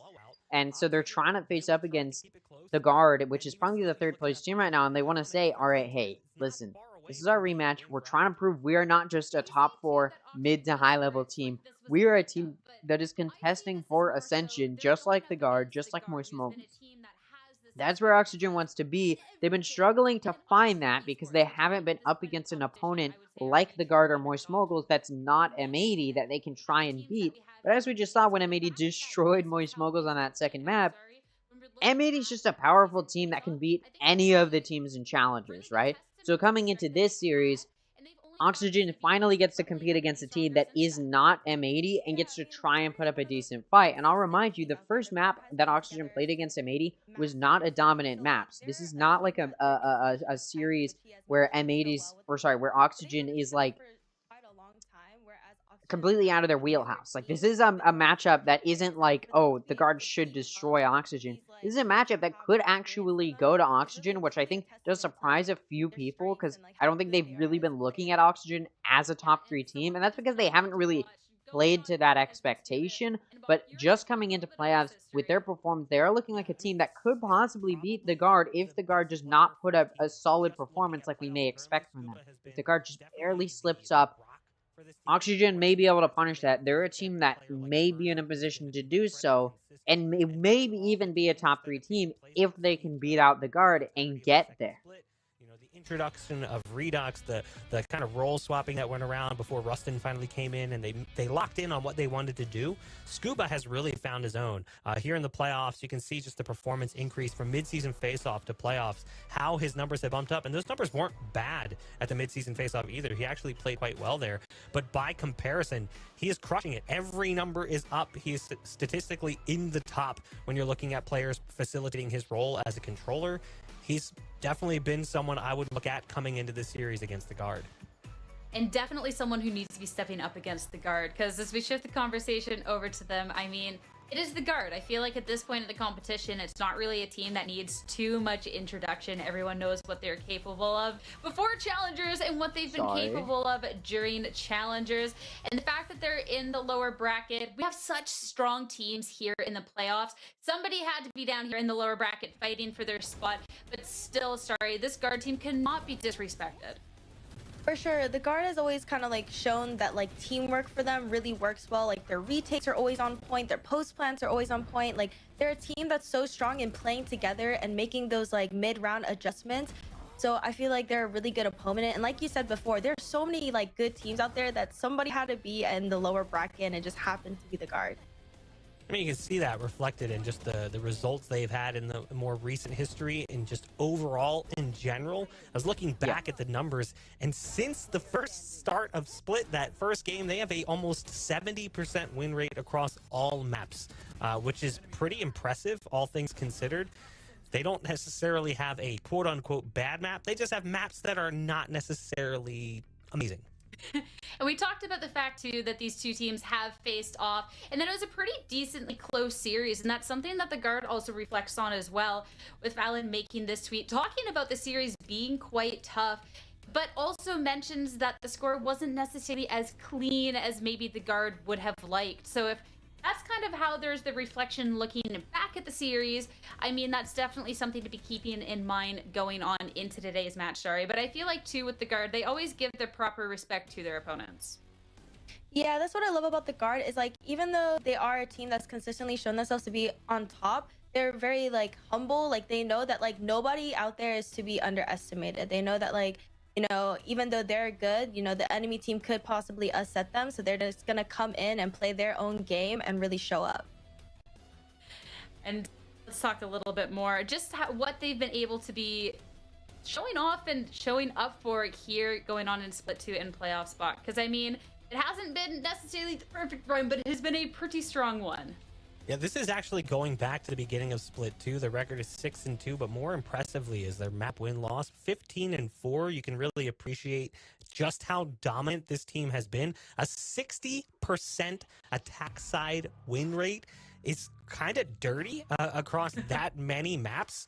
Because again, even though they've had a pretty good map pool, they maybe have some weaker spots in the pool. Just looking at more recent history, they've struggled on some, but that is strong. And again, 70%, it's not on this graphic, almost 70% win rate since the start of Split 1 across all maps. 56.5% win rate on the attacking side, 56.75% give or take on the defensive side. Kind of illustrates that this team pretty much doesn't lose easily. It's very difficult to beat them, and the losses have been few and far between. It was absolutely a surprise that they were down here in the lower bracket to many people, because on paper, the Guard had all that tenure, that history, that storyline going into that semifinal matchup against Moist, but they lost in 2-0 fashion. Kind of interestingly enough, you know, that was a game that maybe could have been an upper bracket final, or even the grand final, or a lower final, which it still very much could be, as Moist is currently in that position.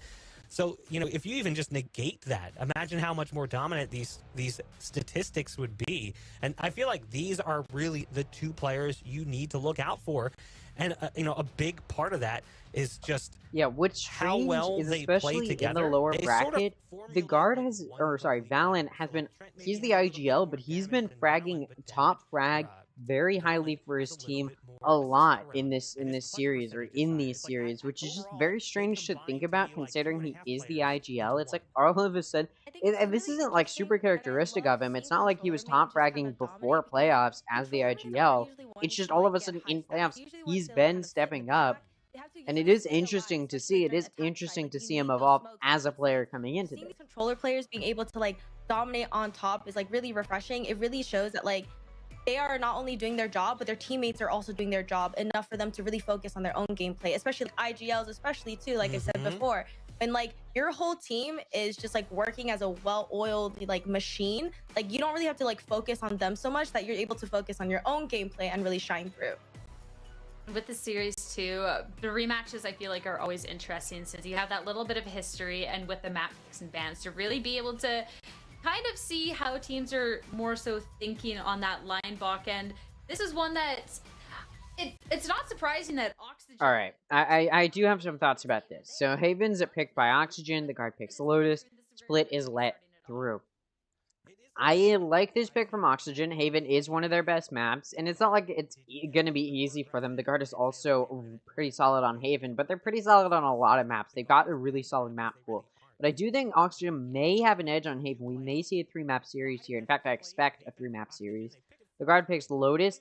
I like that from the Guard. Lotus is one of their best maps, if not, you know, I don't know, Fracture, for example. But of course, they don't want to face, or sorry, they're not able to face Oxygen on Fracture, as Oxygen did not want to face the Guard on Fracture.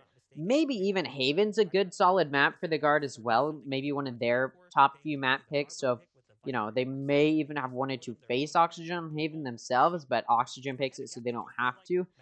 So they pick Lotus, the other 3-site map, which they've had a lot of history on. We know the Guard likes to play on Lotus. They pick it a lot in these series. The decider will be Split, which we know is solid for both of these teams.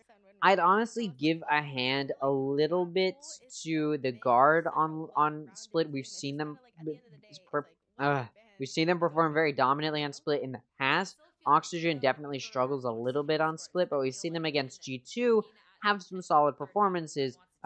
Obviously, neither of these teams are hoping to get there, but we can probably expect, if Oxygen has a chance of winning the series, it will likely be a 3-map series. So yeah, I expect Haven to go to Oxygen, although the Guard has a good solid chance of taking it. I expect Lotus to go to the Guard. I don't think Oxygen has very much hope of taking Lotus. And then split could go either way, but I give the edge to the guard. I give the edge to the guard in this whole series. I expect them to win it, but like I said, this is the opportunity for Oxygen to try and prove that they're not just a bottom 4 team, they're also a top 3 team. Not a bottom 4 team. Not just that they're a bottom 4, or not just that they're a top 4 team, but they're also a top 3 team. Anyways, it looks like we're getting into the agent select, so let's go ahead, take a look here as we move into this and what these players are picking, because I think we're going to see what we've seen from them in the past before. We've seen the guard run this little off-meta pick, and I'll talk about that in a second, but let's just go ahead and look at the agent select. It looks like we're not going to have too many identical picks. In fact, it's only going to be a Killjoy that both of these teams pick, and an Omen that both of these teams pick, as well as the Jet. So actually 3, I keep like seeing more pop up.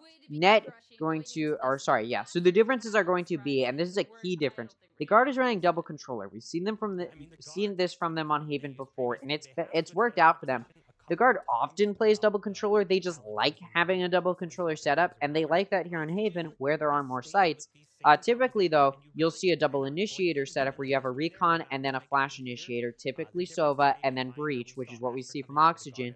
But the guard's running just a recon and flash initiator in Sky, who can do both, although typically you only see them doing one or the other. If you're only going to have one initiator, you often see Sky come out, or KO, but obviously KO doesn't work as well on Haven as Sky, so we do see that come out. But Omen picked by both of these teams, but because it's double controller setup from the guard, they also have that Viper. And again, Omen and Viper, double controller, we've seen time and time again from the guard. They do like this setup, and again, they've had some success on it, so there's no question as to why they bring it out here. Obviously, it's not the meta to run double controller on Haven. It's an off-meta pick, and we'll see now that the guard is facing sort of these higher level opponents, if running a little bit of that off-meta pick will be punished, or if if they'll be able to take it, knowing Oxygen won't be as prepared to face this sort of off-meta pick of double controller. We'll see what the guard can pull out here. This is Oxygen's map pick. If there's a map Oxygen can take in this series, it's Haven. So we'll see if they're able to. It's an offense-sided map, and the guard will be starting on the offense. Looks like the guard going to get ready to push into C here. Yeah, getting ready to push into C. And, yeah, all of the players going to come. No lurkers. Viper Molly... What am I saying? Viper Smoke comes out. Viper Cloud comes out to allow them to push into C. Cubby, and now they're pushing up. The guard starting the sentry. Tech's able to get onto site with a dash, but the rest of the players not going to be able to push up a whole lot. Mitch flushes out Tex, and he takes Tex out. So now make this a 4v5 for the guard to play through. And we will see if the guard is able to get this round, despite being down a player advantage to start it out. Hasn't been a whole lot of time spent yet. Going down to a minute now. The guard still has some time to work with. They're going to be going into A now. They're rotating. You can see Oxygen was hesitant to prepare for the rotate, but now they are starting to do so. And as the Omen smoke comes in, as well as the Viper wall, you can see Oxygen getting ready to have to play retake. The guard is going to get the spike down. Postbank going to be played by the guard. Remember, a player up for Oxygen here. They're going to have a player advantage to try and retake with, which will not be easy for the guard to play through. We'll see if they can try to do something here as we move forward. Valen going to take out Rustin and Mitch. Redux going to take out Valen. Trent takes out Redux. It's now going to be a 2v3 for Oxygen. Refusal coming through. Trent takes out Verno. Scuba going to take out Trent. It's now a 1v2 for Scuba. Spike gets stabbed, and Net takes Scuba out. So the guard is able to win the round. Despite being down a player, they do end up taking the first round. Now, it's an offense-sided map, so the guard should be able to take the lead going into the next half. It'll just be down to Oxygen to try and make that lead as small as possible, or even try and keep it even. But yeah, the guard takes that first pistol round, which does mean that they will be on this buy round. It's going to be a full eco round. Oh. It's going to be a full eco round from Oxygen, it looks like. There we go. It's going to be a full eco round from Oxygen. All going to have pistols. Complete save in that regard. And, yeah, we will see how this goes. Rustin has, I think, seen the majority of this. Sentry turret was down. Guard getting ready to push into A. They're sending 4 down long, 1 in short. Rustin's in short for Oxygen, gets cleared out by Trent. Concussion comes through a little bit too late from Mitch. It's now going to be a 4v5 for Oxygen to try and play through, and the site has been given up. So this spike will go down. Not going to stop it. Shock Dart comes out, which does a little bit of damage to Trent. They're not going to do meaningful damage. Trent able to take out Redux. Net takes out Verno, who is in heaven. It's now going to be a 2v5 for Oxygen. Should at least try and do some damage here. See Scuba going to be going heaven now. Try and find something. But again, it was only classics for Oxygen coming into this round. And they haven't gotten any kills, so they can't pick up any guns. So it's going to be difficult for them to play through. Tex takes out Mitch. Scuba's been wall banged up there. Takes a little bit of damage. Trent going to finish him off. Scuba is able to take him out, though. The spike will come to its conclusion. Scuba not going to pick up that gun. That was dropped. Actually, no. Trent dropped the gun to go hunt down this player because he didn't want to give the gun to Scuba. Scuba now going to die to the spike. 4 players left alive for the guard. And that does result in a win. They only lost one of their players, and the guard had one of their players save a gun. So they're going to move into this next round. Taking bonus, they're going to have some solid guns to work with here. About half by guns. And then we look over at Oxygen. They're going to be on a full buy. So the gun advantage will be in the hands of Oxygen. But they will face some pushback from the guard. Although they should be able to take this round, being at the gun advantage. It is still an offense-sided map, though, so it won't be easy for Oxygen. They do have to figure out how to play this. They're doing their aggressive push-up in A long. We see this from them very often. Tex denies it, though. Redux and Verno go down to the hands of Tex. And now Oxygen going to have to play down 2 players. It's now going to be a 3v5. Guard able to take A site. Spike goes down. Nobody from Oxygen even close to A site to stop the plant or anything like that. It's going to take a while before Oxygen does anything here. It looks like they're still trying to figure out how they want to play this. They may not even go to retake this site, and at this point it looks like they're going to go for a save, maybe playing for exits. Because they just don't have very many players here. Tex was, I believe, the only player going into this round for the guard who had a good gun, and he got those early picks. Russian takes out Net, so the guard won't be getting a flawless round here. But you do see 3 out of the 5 of the guard's players going to likely be able to keep their good guns going into this next half. Or this next round. So the guard's going to have some pretty solid guns to work with here. 3 rounds up now for the guard. No rounds available for Oxygen. Or no rounds yet for Oxygen. And it looks like the guard wants to dominate this map. Especially this half. Again, offense-sided map. That doesn't excuse Oxygen losing that 3rd round. Traditional econ structure still should have applied here. The fact that it didn't doesn't bode well for Oxygen moving forward. And it looks like Oxygen going to force a buy here, but you can see their econ not looking great. They're going to send 3 down A, looking for some early engagement. Doesn't look like they'll be able to find it because the guard is playing pretty far back. Smokes come through to try and isolate any players that are in a lobby, but they don't.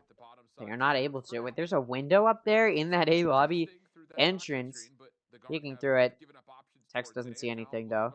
And Oxygen's actually backed out of that aggressive A hold, and they're now going to back up. The guard's still in their spawn, trying to decide where they want to push. 50 HP for Tex, and Redux going to be able to take him out. Or sorry, Redux, no, 50 HP for Redux, and Tex able to take him out. My brain got confused there. It's now going to be a 4v5 for Oxygen. So the guard is getting ready to play through this. And get ready to push down A long. All of the players now, yeah, gonna go down A long. 4 out of the 5.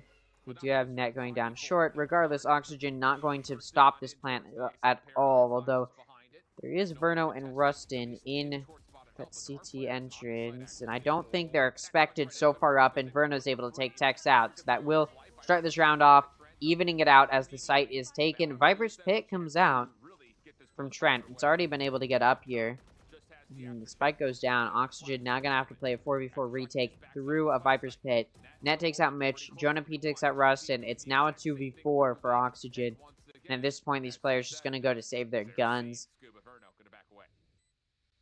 Bruno does only have a Bulldog, so it may not be worth it for him to save necessarily. As far as strategy goes in Valorant, they're capable of playing a fast-paced style like an M80 or like Yeah, Jonah P gonna take out Verno. He sees Scuba, but Scuba wins the exchange, although Trent there to trade off that pick. So all of the players go down for Oxygen, and this was a buy round from them.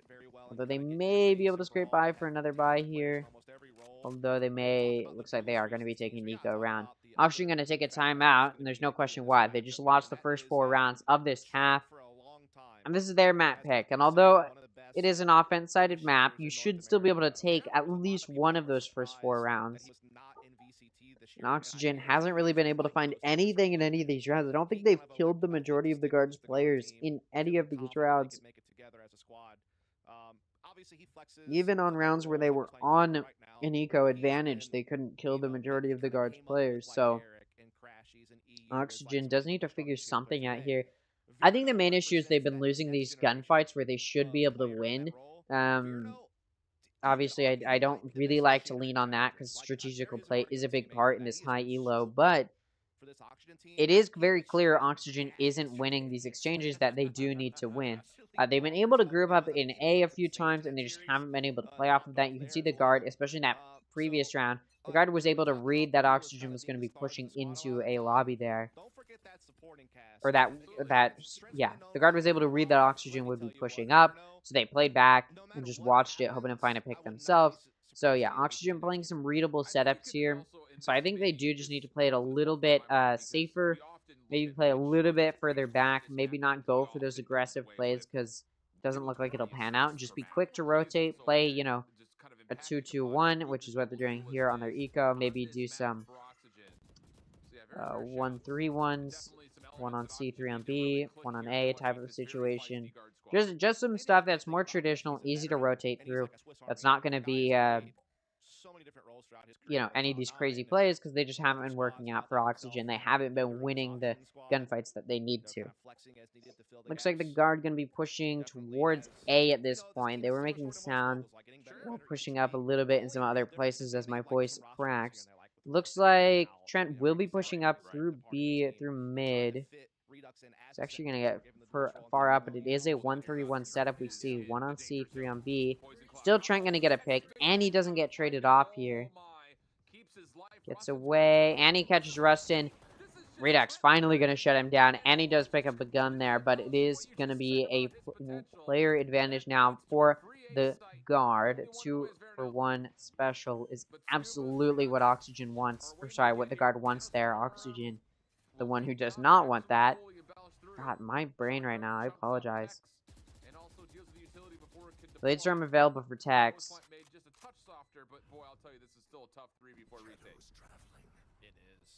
Try to get those stingers up close and personal, but it's gonna be hard to do so when you're kind of playing it from heaven. Skyflash comes through. The drop down from Redux to gain some entry. Picks up a gun as well. Bruno gonna take out Tex. Redux gonna take out Jonah. It's actually now 1v2. The eco round working out well for Oxygen, and although Net's able to take out Verno, Redux gets 4 kills this round and takes out Net. Diffusal gonna come through. Redux's Bladestorm already up. Now is up still. And yeah, Diffusal comes through, and Oxygen finally takes a round. That was off of the timeout. They convert the eco round into a win, and that was playing a little bit safer. You saw them go for that 1-3-1 that I was talking about, where they sent 1 on C, 3 on B, 1 on A. They found that pick on B, although they lost some players in the process, and then they just rotated over to A, where the push was coming, and they were able to play their retake effectively. So that's sort of that safe play, not going for those crazy aggressive plays, hoping for some early picks. That's what I want to see from Oxygen. You see them doing a little bit of a more traditional hold here in A. They're just going to send Redux up short to try and find something with the op. But it looks like the Guard not going to be pushing into A lobby this time around. They're going to be going mid. Question is it going to be mid through B or mid through garage? Looks like they're sending that dog through B. We probably saw that alarm bot. And yeah, they're pushing to B, gonna start. Plant trying to go down, but a Hunter's Fury and an Aftershock gonna try and prevent that. And Verno actually able to take out Valiant. So Plant denied and a pick comes through. Guard not gonna get that spike down, and now they're gonna have to figure out where they want to play. It looks like they're gonna get ready to move towards A. There is still Redux with that operator looking to do some damage. Flash comes through. It's not going to hit him. And he's able to take Jonah out. A headshot, op shot. A nice shot there, which will give Oxygen 2-player advantage now in this round. And it looks like that timeout was really used well. Net going to take Garage control, or at least try to. Turret causes him to back out. Guard now going to start pushing up towards B. Getting ready to get this spike down. Oxygen, of course, wanting to deny that. And Spike's gonna go down. Still a chance here for Trent to get a plan. Ooh, Mitch gonna do some damage there to Redux. Or sorry, to Trent. Redux has taken some damage after that exchange in short. That's what I was thinking of. It's like the guard gets that spike down. Now they can play post plant, but it's not going to be easy. You see two of them watching that A-Link. It's only Redux in A-Link, and he's watching it with an operator. Meanwhile, the rest of Oxygen going to be pushing in through C-Link. Redux pushed up, not expecting Net there. Gets taken out, but Mitch able to take Net out. Mitch pushing up, not expecting Tex to be in A-Link. Tex gets 2, Trent gets 1, but Verno shuts it down. Going to take out Trent and Tex. 3 kills for Verno this round. And that'll count as a clutch. Trying to get to that operator. For time ends, and I'll get it. This round goes to Oxygen, and that was off of that timeout. They're able to get 2 rounds in a row. One of those was an eco round, and that most recent one was a buy round. So it does seem like now they're starting to win those gunfights when they need to. They're playing it a little bit safer, and it's paying off for them. And we will see if they can find anything else. 4 ults available for the guard. Bladestorm lockdown from the Shadows and Seekers over on Oxygen. They've got a Bladestorm and from the Shadows available. Although neither of those will likely come out. From the Shadows, a situational and Bladestorm situational ult as well, unless it's an eco round. Ult comes through from the guard. From the Shadows comes through. They gain some space. Lockdown comes out. Seekers come out. Bladestorm is being used by Tex this round as well. So, yeah, quite a bit of those ults used. From the Viper's Pit gets up after the spike goes down, and it's used here. So Oxygen still a 5v5, but they're gonna have to push through quite a bit here. Tex gets spotted. Operator on Redux pushing into the smoke now to start this entry. Tex comes through with the knives. Uses them all on Redux and does not get the kill. Redux pulls out his knives. Looks like Oxygen gonna go for a 5-player save at this point. There's no time on the spike. There's no time for them to try and retake with. So yeah, it's a 5-player save. Looks like both of these teams can be able to save all 5 players. So you can see the guard trying to stop any saving here. Some engagement gonna happen here. Rustin gets peeked and he's taken out by Tex. Just traded off though. So 4 players left alive on either side. The guard stomps any momentum for Oxygen, or at least for that round. But I will point out the guard had to use every single ult they had in that round. They used the Bladestorm, they used the Viper's Pit, they used the Lockdown from the Shadows and Seekers. They used all of those ults. And it paid off. They won the round, but they did not kill. They only killed one of Oxygen's players. So Econ's still going to be pretty secure for Oxygen. And it's not going to halt too much of the momentum. And we'll see now that the guard's been able to get that round, get some Econ moving back in their favor. Will they be able to carry some momentum through? Redux in long, going to be holding a lobby, looking to do some damage with his op. Spots Valen, gets an op shot through a wall bang. There's a little bit of damage, but no kill. Not going to be Tex and Redux meeting each other. Tex saying he's a veteran player. He's going to win that exchange, and he does. It's now going to be a 4v5 for Oxygen to play through. Valen's been healed back up to full, but no shield available for him. That will be something to think about. It looks like the guard going to get ready to push towards B.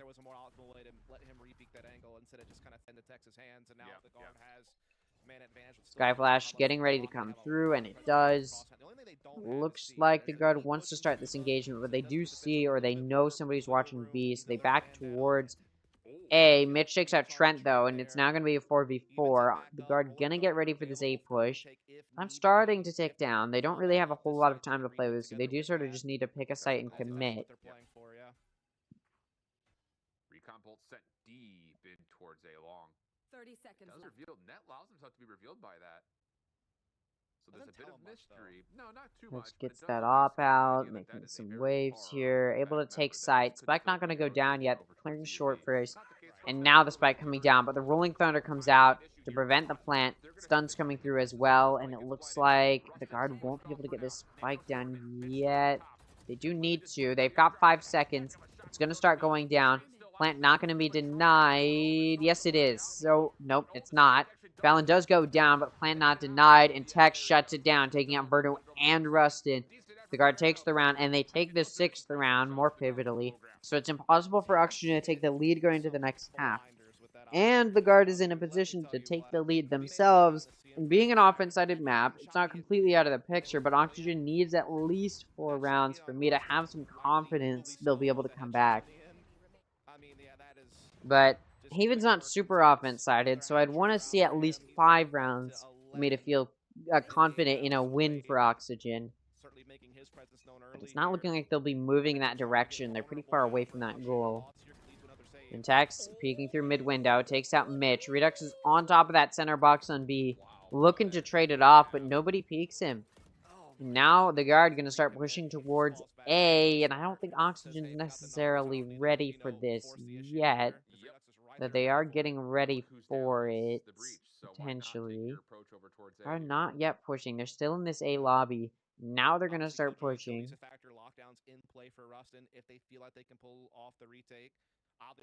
They're starting to push down here, getting ready to push into A. They don't have like the breach abilities and like, you know, stuff to destroy it, but they can still play it around it. Absolutely. Skydog coming through, clears the space. They clear sight, and this spike gonna go down. No Rolling Thunder this time for Oxygen to deny the plant with, but there is a lockdown, which is gonna go down after the spike. Now it's getting ready to come through, and there's no breach for the guard to destroy that lockdown, with Hussein that breach usually used to destroy it.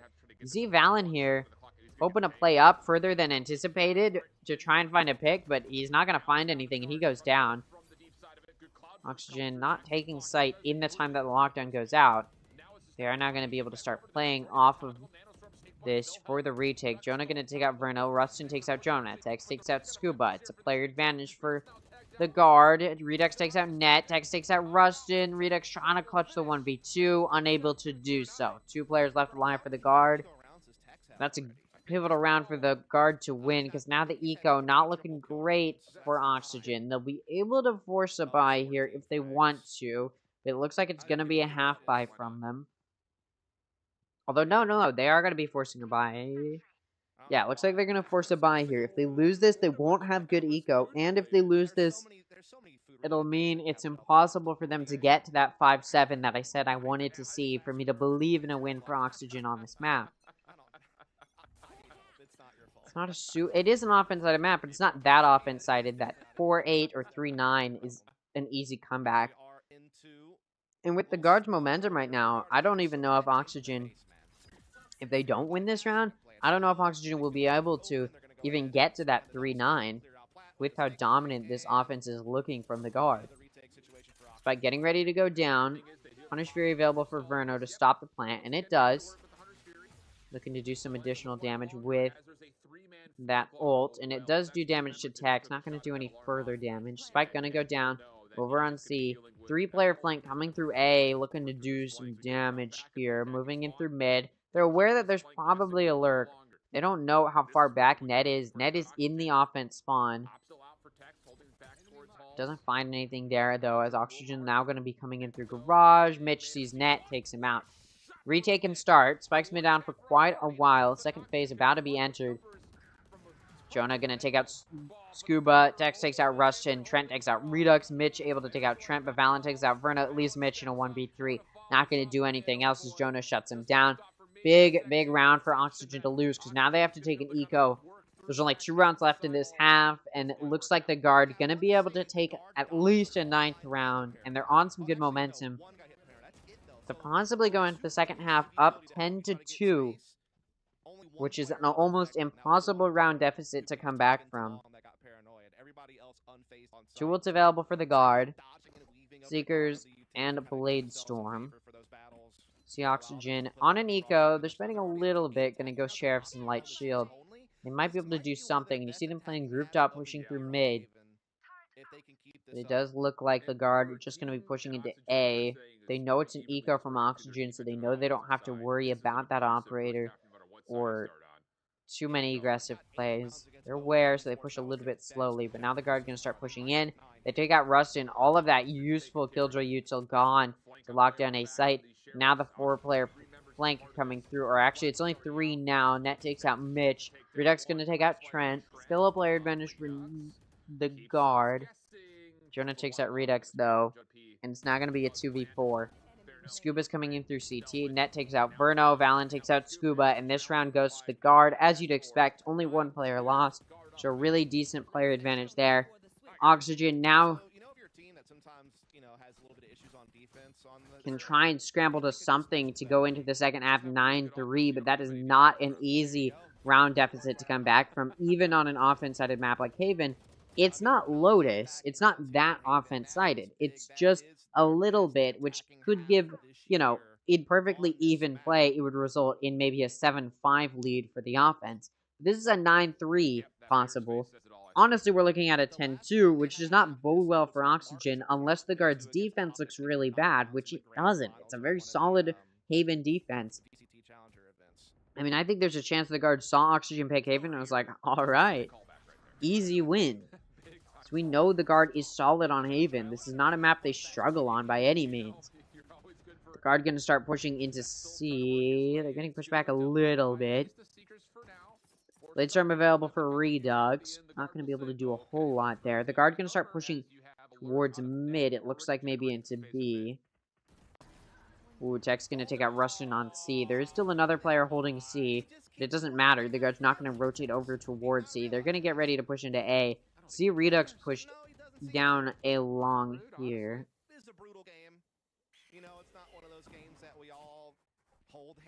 Ready to do some damage. Blade Storm available for Redux. Sentry starting. Trent takes out Scuba. Mitch takes out Trent, but he does go down to Tex. It's now going to be a 2v4 for these Oxygen players to try and claim something here on this defense. Try and prevent a dominant first half, or as dominant of a first half. Just keep in mind, if the guard goes into the next half up 10-2, all they need is the pistol round, and then they can get to that 12th round almost certainly. Verno able to wallbang Valen, but Jonah takes out Redux. Verno takes out Tex. It's now 1v2. It's winnable for Verno. He takes out Jonah. Spike gonna have to be defused. You gotta start taking this Spike. You don't have a whole lot of time to work with. He's slowly clearing C-Link. Spike's in second phase, though. Spike gets held to half. Is he just gonna hold it? Is he just gonna hold it? Oh, no. Net able to peek it and shut down Verno. Honestly, Verno did not need to half that and definitely, did not need to stick that, and he definitely should not have after he got it to half, but he does. He gets punished for it, and the guard will take, going into the next half, up 10-2. Again, all it takes for the guard is to get their pistol, and then they can likely carry that into another round after that to go into the to start off the second half up 12-2. So all it takes for the guard is to get this pistol. They can be in a good spot. If Oxygen wants to try and make a comeback here on this offense, they need this pistol round. And they need it badly. We'll see if they can try and do that here. Is Oxygen gonna get ready to push into A? Through into A lobby, it looks like. Especially if they win the pistol. I mean, like Flash comes through. The guard knows these players are pushing into A. Tex takes out Redux and Mitch. Trent takes out Rustin. Scuba takes out Trent, but a trade pick comes through from Valen. It's now a 1v4 for Verno to try and do something here. Prevent the missile round from just going to the guard. He gets smoked off. He's running back. He's hoping that the guard will get greedy and push into him, but they won't. He's hoping maybe there's something in mid I can find, but nobody's there. Wait, tuck your tail behind your legs and run. That's the only thing I know. I'm out. It's like a 1v4 from Verno. Here we go. Trying to do something. Can he? Peeking into A lobby. Sky Flash comes through, looking for something, and Silver Dart comes through. I mean, there's just not a lot for him here. Oh, that Silver Dart doesn't even hit those players. He sprays through the smoke. Does damage to Valen, but Valen returns with fire of his own, and it finishes Verno off. This round goes to the guard. They're now going to be able to force a buy. They're now going to have some really solid eco to work with. Of course, we look at Oxygen, going to be forcing a buy themselves to try and combat the buy from the guard, but the guard just looks so solid. They may just be able to clean this up here. Shut down any hope of Oxygen in this series. Shut down any hope of Oxygen on Haven, at least. It looks like Oxygen may just have to take their spot as a 4th place team. Hey, you get some money. You get a free spot in next year's Challengers. May just have to take that and leave. Actually, there's some really solid guns for Oxygen. It's about an equal, it's almost nearly an equal buy. So it's not going to be a rollover round. The guard going to have to face a lot of pushback, and Tech's going to be the first to realize that as he gets taken out by Redux. Verto takes out Valen. Russian takes out Jonah. It's not over yet for Oxygen. It's down to Trent and Net. Maybe try and clutch it up. Phantom's been picked up by Redux, though, and Scuba takes out Net. Trent able to take out Rustin, but yeah, it's looking like this round will go to Oxygen. They're able to keep themselves in. There's still a very hefty round deficit that they have to come back from, and at this point, it may just be Cope. But if they can put up an impressive comeback, even if it's a fake one, maybe they'll have some hope on Lotus. That's all right. I'll take the blame.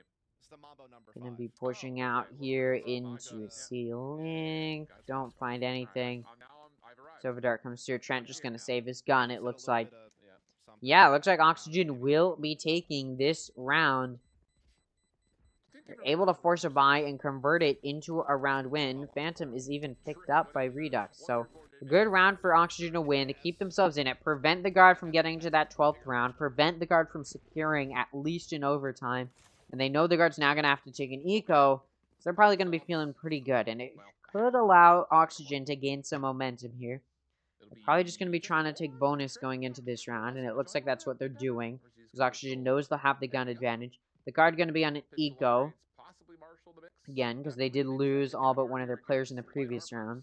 Two rifles, pardon me, on the other side here for Oxygen. So even though they kind of battle back after the pistol loss, they're still. So we will see what they can do. But it will just be one Bulldog and one Sheriff. So Oxygen should get to 4. Just comes down to doing it cleanly. Looks like they're going to push into C. The guard is stacking A, expecting the A push. It's not an A push. It's a C push. And there's no util in C either. So Oxygen will just be allowed to get onto this site and get this plant down. There is Trent, who will hear the spike going down on C, and he'll hear the util being used, but he's not going to stop anything. So plant going to go down. Looks like the guard now going to have to play a 5v5 retake. And they're already at a gun deficit, so it's not going to be easy for them by any means. Scuba going to win his exchange with Trent. That was the one player on the guard with a gun. And he gets taken out. It's now going to be a 5v4. The gun could be picked up by the guard. They don't want to challenge it too hard yet. Tex does pick up the Bulldog. Does damage to Mitch, but does not take him out. And Verno finishes Tex off. So it's still going to be a player advantage for Oxygen. It's actually a 2-player advantage now. Looks like Oxygen pushing up here a little bit aggressively, pushing into CT. Valen going to punish Scuba for pushing out so far. Spike goes off. Net, Jonah, and Valen all die to the spike. This round does go to Oxygen, able to get some momentum moving. Off of that bonus, they're going to be able to afford a full buy. Meanwhile, the guard going to be on a full buy of their own after that eco. Going to be trying to get to that 12th round, trying to shut down any hope of an Oxygen comeback here. Games were quite close as well. And again, they're usually good for like around 8-ish attacking rounds. It's kind of their average. So yeah, looks like Oxygen going to get ready to push into C, down C long. This is the first big test. I think the biggest thing about this is not just kind of putting the rounds together, but you need to do so. Net jump peeking out, spotted, punished, down to half HP now. Is Oxygen going to start the sentry, getting onto the site, being cleared out by Redux. He's going to be able to clear it because there's nobody there.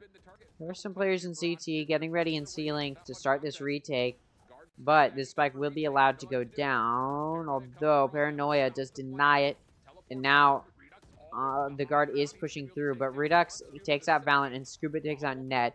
Turns a Viper Molly. Snakebite gonna finish off Mitch. Like, not down yet.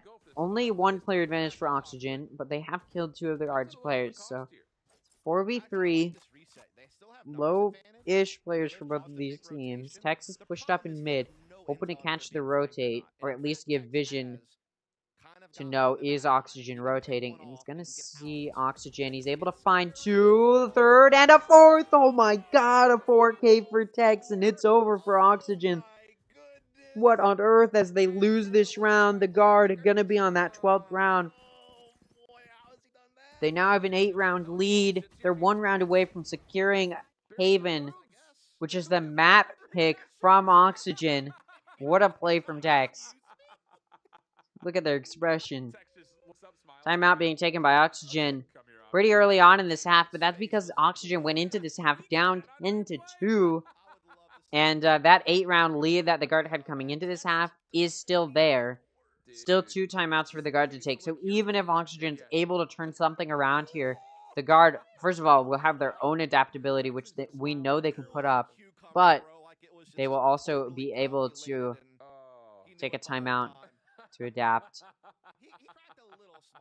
Just replaying it over and over and over again. What a beautiful shot, though. Like, coming off of our last series, like, when we're talking about the duelists as a way of entry and trying to find a way to kind of be selfless. And it looks like this timeout going to come to its conclusion. The guard up 12-4. Duelist that dominates. Unbelievable. Texas hungry and easy. From the shadows available for Scuba. Bladestorm available for Tex. Clip just the portion of the screen from Valen's reaction and then make it into a GIF that we can start using on Twitter for reactions, because that's going to live on for years. We've had some wild rounds. Like, we had the Xander ace with 6 It looks like Oxygen going to start off this offense. I mean, they have to force their opponents on that 12th round, so they do just need to win this with the majority of their players alive, because there's a lot invested into this round. And even if they win, if they lose 4 out of the 5 of their players, they may not be able to full buy next round. Maybe looking at a gun deficit, because the guard's econ is not bad. Scuba going to try an entry into B to get the plant down, but he's caught up by Tex on top of box. Redux able to get a trade pick onto Valen. Ooh, and Mitch takes out Tex, so it's now a 2-player, not a 2-player, but it's now 8-player advantage for Oxygen. Getting ready to push into C, but the spike is in the hands of B. Is in the hands of the guard on B, sorry. So yeah, Oxygen's able to clear space on C, but they need to get that spike. And they don't have it. One of them gets flushed out of position. Toxic screen kind of keeps him in place, though. Now they just Mitch gonna take up Jonah. It's now gonna be a 2v4. Guard's still trying to watch this spike. Oxygen, again, has a 2-player advantage now, so they could take the spike. There's actually nobody for the guard just looking directly at the spike, although, as I say, Net now going to be looking at it. There's a turret there, which they will have to take out, although I think it might be smoked off. It is. Although it will catch the push through. Oh, Net not going to find anything. He does take out Redux, but he does get taken out. He's down to Trent in 1v3 to try and clutch out this round. We saw some impressive individual play from Tex in the previous round, but can Trent do the same? That's what we're about to find out. 1v2, Postplant going to just be played from mid by Oxygen. Likely just waiting for the tap to come through of the spike.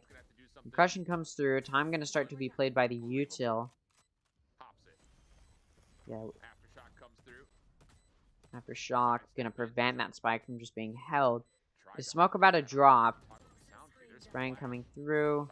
Shock darts coming through, and Burnout takes out Trent. So Oxygen does win the round. They lose the majority of their players, but they should, maybe not. They should have the eco, though, to be able to get these players together to get enough of a buy this next round, despite losing the majority of their players. The guards should, actually no, they can't. They're going to have to be on an eco. Eco was just too good. Or sorry, the eco was just not good enough going into that round. Now, to be fair, it's an offense-sided map, so Oxygen may be able to find some rounds here, but just with the big advantage that, or sorry, with the round advantage, the lead that the guard has right now, they should be able to take it. Scuba gonna take out Trent. Tex able to trade it off with a pick of his own, though. Verno takes out Tex. Valen with the flank gonna take out Verno, though, so it's a 3v3. Guns kind of picked up from the guard, although Jonah P gets pushed and taken out by Scuba. It's now going to be a 3v2 for Oxygen. from the shadows available for Valen to do something with. Smoke is out. Valen and net waiting. Paranoia comes through. Challenge yet.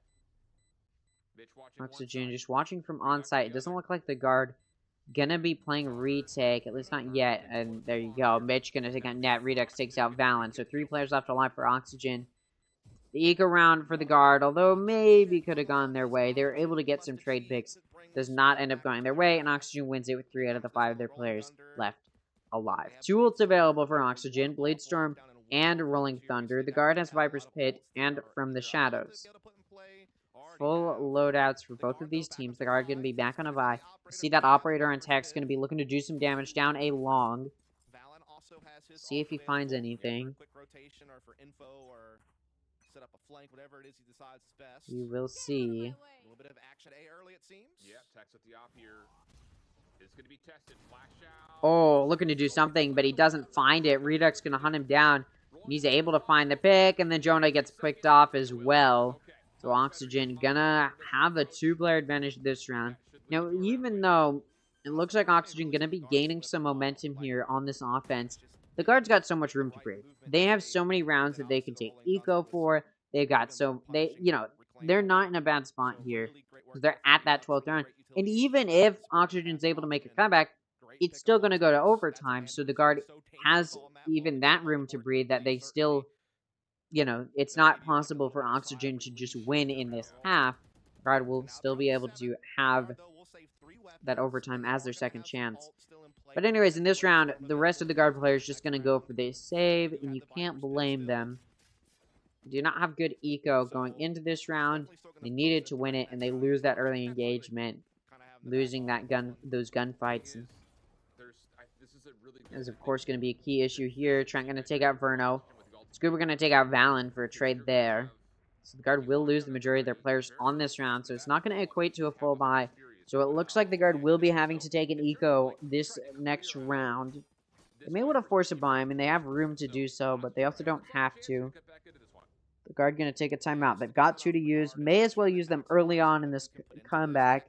So that way, if the comeback continues, you've got 1 to use later. They do need to clean up these rounds a little bit. The guard is sort of falling victim to what Oxygen fell victim to, which is losing those gunfights when you need to win them and playing maybe a little bit too aggressively. I think the guard... I mean, that aggressive push out down A long wasn't uncommon. I mean, it's fairly common push, but when you're running this off-meta comp, it's really difficult to just throw your duelist and initiator when you only have 1 initiator in the same spot, because it immediately leaves both of your controllers and the sentinel alone. So you really should be sending that push out with one of your controllers rather than one of your initiators. That way you still have an aggressive type or an agent that can be used aggressively still alive to help try and keep yourself in the round. In the round. And you look at the guard, look at Tex. 26 and 11. 10 kills above the next highest on his team, which is Trent. The rest of the team falling behind tremendously, immensely. 7 kills below Trent is net. And then the bottom 3 are a core, which is not very common for the guard. Typically, you'll have a core top 3 or top 4, and we're not seeing that here. And it looks like Oxygen able to punish that by just taking Tex out early, then able to win these rounds because Tex is carrying hard for the guard. Of course, Trent also kind of carrying. So if it's not Tex carrying the guard, it's Trent. But still carries coming through. And yeah, it looks like the guard will be mostly on an eco here. But because 2 of their players have guns, I'll call it a half buy. And it looks like the spike again to just be able to go down onto B for free. This is not going to be an easy round for the guard. They have to retake this. You can tell they lack some comfortability as far as as far as trying to figure out how to retake these sites. They lack that sort of comfortability you would need to see. Spam's coming through. Oxygen able to get away with a player advantage. Redux is down to 10 HP. The attacker lockdown allows some. Ooh, Rustin's turret going to take Valen out. Rustin sitting in the snake bite, able to peek out and take out Trent. So 3 players left alive for Oxygen. And it's looking like some momentum going to be built up, but that was an eco round for the guard. So now they're going to be back on a buy, a full buy for everyone, trying to do some damage here. They're struggling on these retakes. Hopefully for them, that timeout was used to figure out how to retake effectively. We'll see if it does change anything up here. That operator not going to be in the hands of Tex. Although he does have the money for it, it looks like they're just not going to risk it there. Viper's Pit and From the Shadows available for the guard. You can see in another aggressive A lobby control going to be played by the guard. You can see Oxygen's ready for that. Concussions come through. Tech's going to push up in this smoke, getting ready to peek through off of a flash. And a paranoia, and he does. Ooh. Scuba able to take out Jonah. Redux takes out Tex. Only one pick came through for the guard in that exchange. That was Jonah taking out Mitch. That does leave a single player advantage for Oxygen. Balance in this cubby behind box. I don't think Oxygen's ready for him to be there, but it's going to be difficult for him to get away. He does have TP and a smoke, so it's not too difficult. You see Trent now joining him. They haven't heard Oxygen backing up, so they're still pretty confident it's going to be a push. See Redux knows Valen might be there, and Valen's able to take Redux out. Trent trying to allow Valen to escape, but he gets taken out in the process, which means it's not going to be kept even here.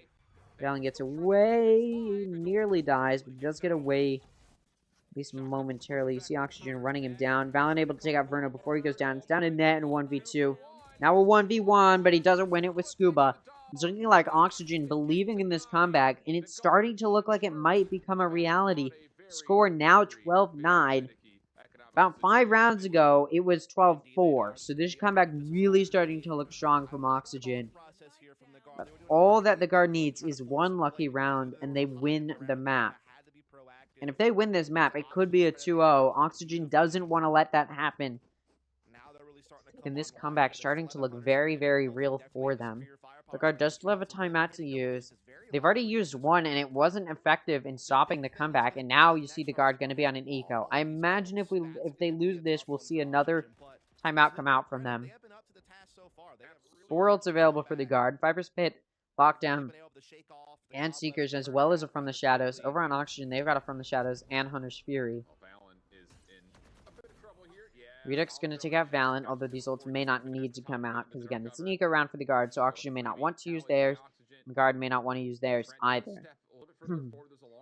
See Trent, ooh, able to catch Rustin. Trent's push up in A lobby, looking to do some damage. Now he's jiggle peeking.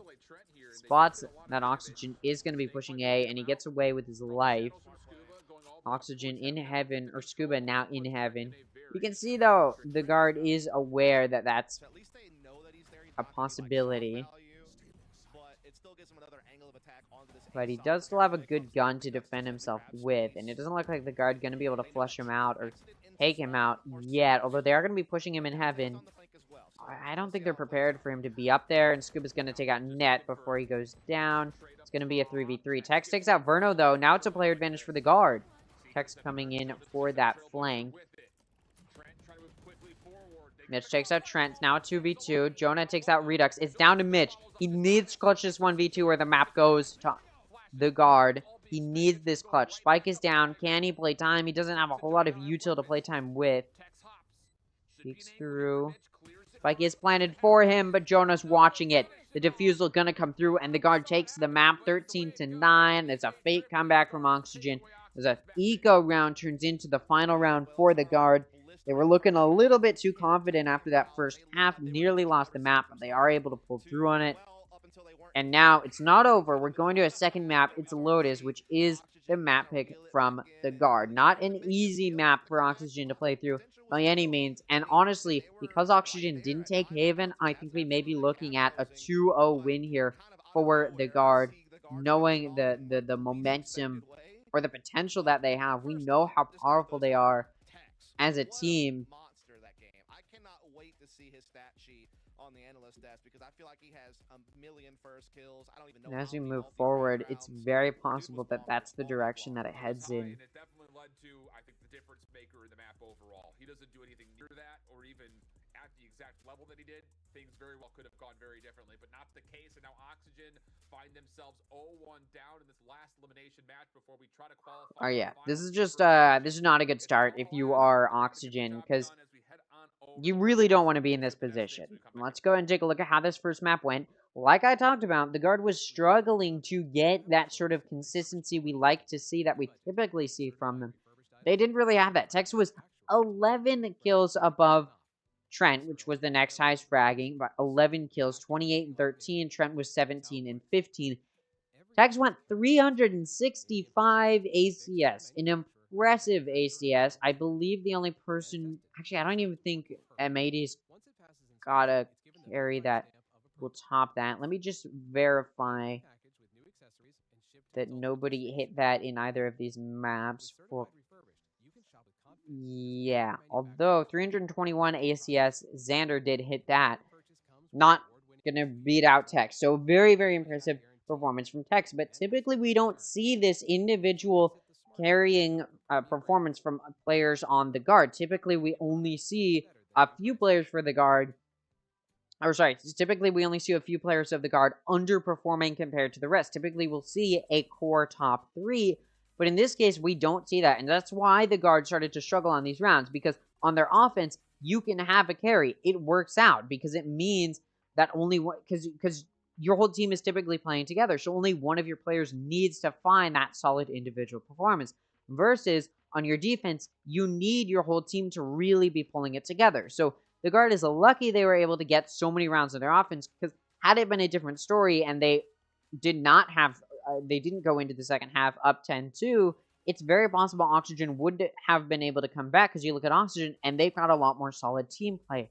So, what the Guard needs to do is tighten it up a little bit. When we go into Lotus, we do need to see that the Guard is playing a little bit better on their defense, where they're playing a little bit more consistently, because if they don't have this sort of solo performance from Tex, or they don't have, if they aren't able to tighten it up, it may slip from them. You know, you see Oxygen was able to get 9-13, a very impressive comeback started for them. Although, you know, the Guard was able to shut it down, it's because they already had so many rounds coming into the second half. A comeback was very possible. And on a map like Lotus, which is way more offense-sided, it's entirely possible that if the Guard does struggle to allow their whole team to get above that 200 ACS mark, it may weigh on them, and Oxygen may be able to take it from them.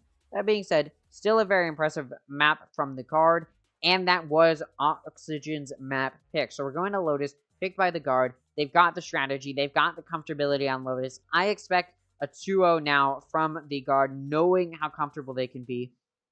We'll go ahead and take a look at the Valorant Esports Twitter, see if we have any clips from that map to look at here. It looks like we've only got 2. Let's take a look. And low side, like, can you close? That works. Get Talon down under heaven. That's an upgrade. Tex only gets 1. Redux still working on it. Now it's just down to Net. Still holding inside the dark cover. Someone's gonna tap though. Oh, just the dark cover goes down, but Redux gets 4. Out. Things get scary. Oh no! Yeah. And then he gets all 4. Oh my goodness. Yeah, I mean, that is some of that impressive individual play that you don't really expect to see. Yeah, it's not something you typically expect to see from the Guard, but something that was a pretty big factor here. So I've sort of talked about it a lot. Yeah, with this performance from the Guard, they are looking fairly strong. And honestly, if they do beat Oxygen on Lotus as dominantly as they had the potential to beat them, because Oxygen went on Haven 9-13, which isn't a super dominant performance, but they were in a position to shut it down very, very early. Had they done that, and if they do that here on Lotus, I think there's a chance the Guard can beat Moist Moguls tomorrow. Because here's the thing. The Guard needs to improve from their first series against Moist Moguls, because the Guard did not play well enough in their first series against Moist to take a win over Moist in that best of 3. So now that they're going to a best of 5, the Guard will need to put up a more solid performance on most of the maps in order to take it. So that is something we have to look for in the Guard. So even if they're able to beat Oxygen, which they should be able to, we need this second map to be a dominant map in order for me to have confidence the Guard has improved enough to be able to beat Moist tomorrow.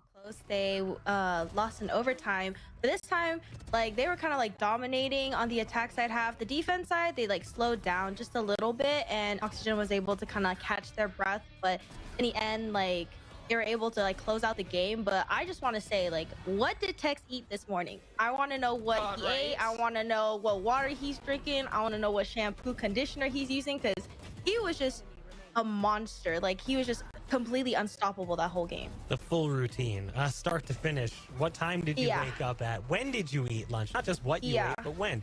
The thing is, for Oxygen, I feel like maybe a bit of a mistake playing the exact same comp 12 matches in a row on Haven.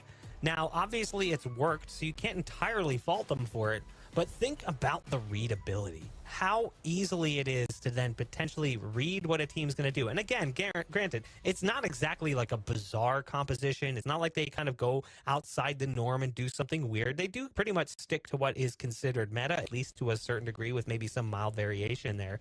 But ultimately, there is so much tape. So much tape. Not even just the match this team already played against them with the exact same comp more than, almost 3 months ago. But just the fact that there's that level of volume. It's obvious that they have done their research. The guard is not going to come into this one and just be kind of like winging it, playing their own game. They're very studious. They're going to make sure they pay attention to their opponent and they prepare accordingly. Tex having a field day, maybe not necessarily an illustration of that hard work. Maybe just Tex having a good day, feeling it. It's great, too, for Tex, who felt like he was struggling. If you look back at the Moist series, he went 25 and 42 overall. He was 7 for 7 for first. That is blood. important to point out. Tex was not playing this well against Moist. So if we see Tex continue to dominate and the rest of the team step up to the level, to enough of a level to support this impressive play from Tex, especially in the second map, I have confidence that the guard will be able to beat out Moist tomorrow and be able to make the rematch worthwhile for the guard. Especially too with the guard. I mean, they're such a methodical team. They work together so well that you don't really need to have a player stand up and go above and beyond like Tex is doing here. It just makes it so when, Tex does pull up these stat lines, when Tex is having a day, all of a sudden it's just that much more difficult for the opposition to go up against. And Oxygen Esports, the unfortunate victim of that today, and that is such a difficult spot, because now we have to start looking at the next map. We have to start looking at Lotus and Bach. This is where things start to get a little bit dangerous. Yeah, this is absolutely a comfort pick for the guard. It's not to say that Oxygen is bad on this map, because historically they're not a weak team on Lotus. They've actually had a pretty decent success rate. I'd say maybe their defensive sides at times have left a little bit to be desired. The concern is that the last time we saw Oxygen play this map against M80, they changed up their composition and they brought in a Gecko. Again, I want to reiterate this from the earlier match. I don't fault teams when they try new comps. I actually love it. I want to see teams get creative. The same thing over and over again is boring. Don't be cookie cutter. There are plenty of comps out there that could be viable. It just didn't feel like they had done enough work on that comp. Verno felt very out of place playing Gecko, and as a result, the game maybe went a different direction than it could have. They still kept it close. It was a 13-9 loss. They didn't get blown out by M80. Yeah, and the guard is a team, which I talked about, especially going into Haven, they're running this sort of off-meta double controller comp.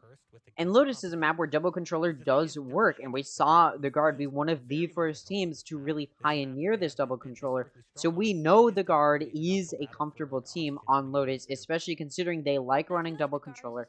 And that's exactly what they're allowed to do on Lotus, it being a map that favors that double controller setup.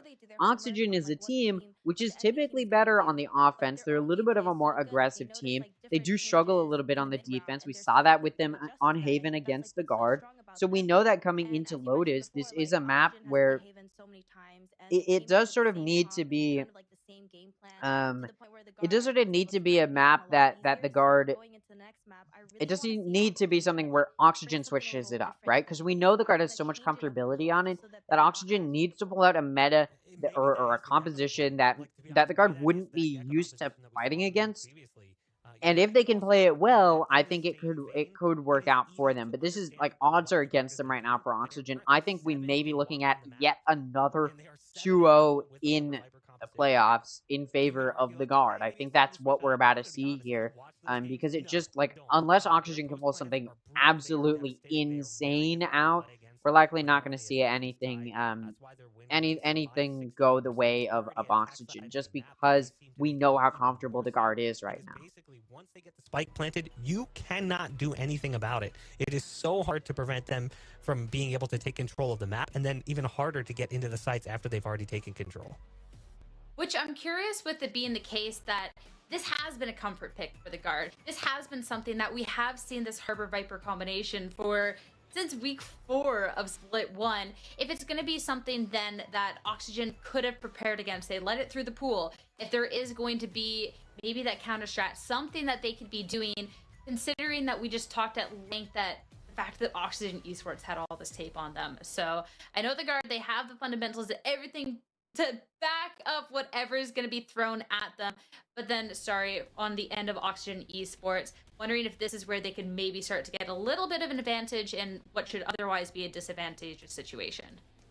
Yeah, definitely. I feel like, you know, this is kind of it. Like, this is like, you know, the ride or die, you know, like this is like the last match, you know? So I feel like maybe doing something a little bit different, doing something a little bit more unexpected might work in their favor a little better.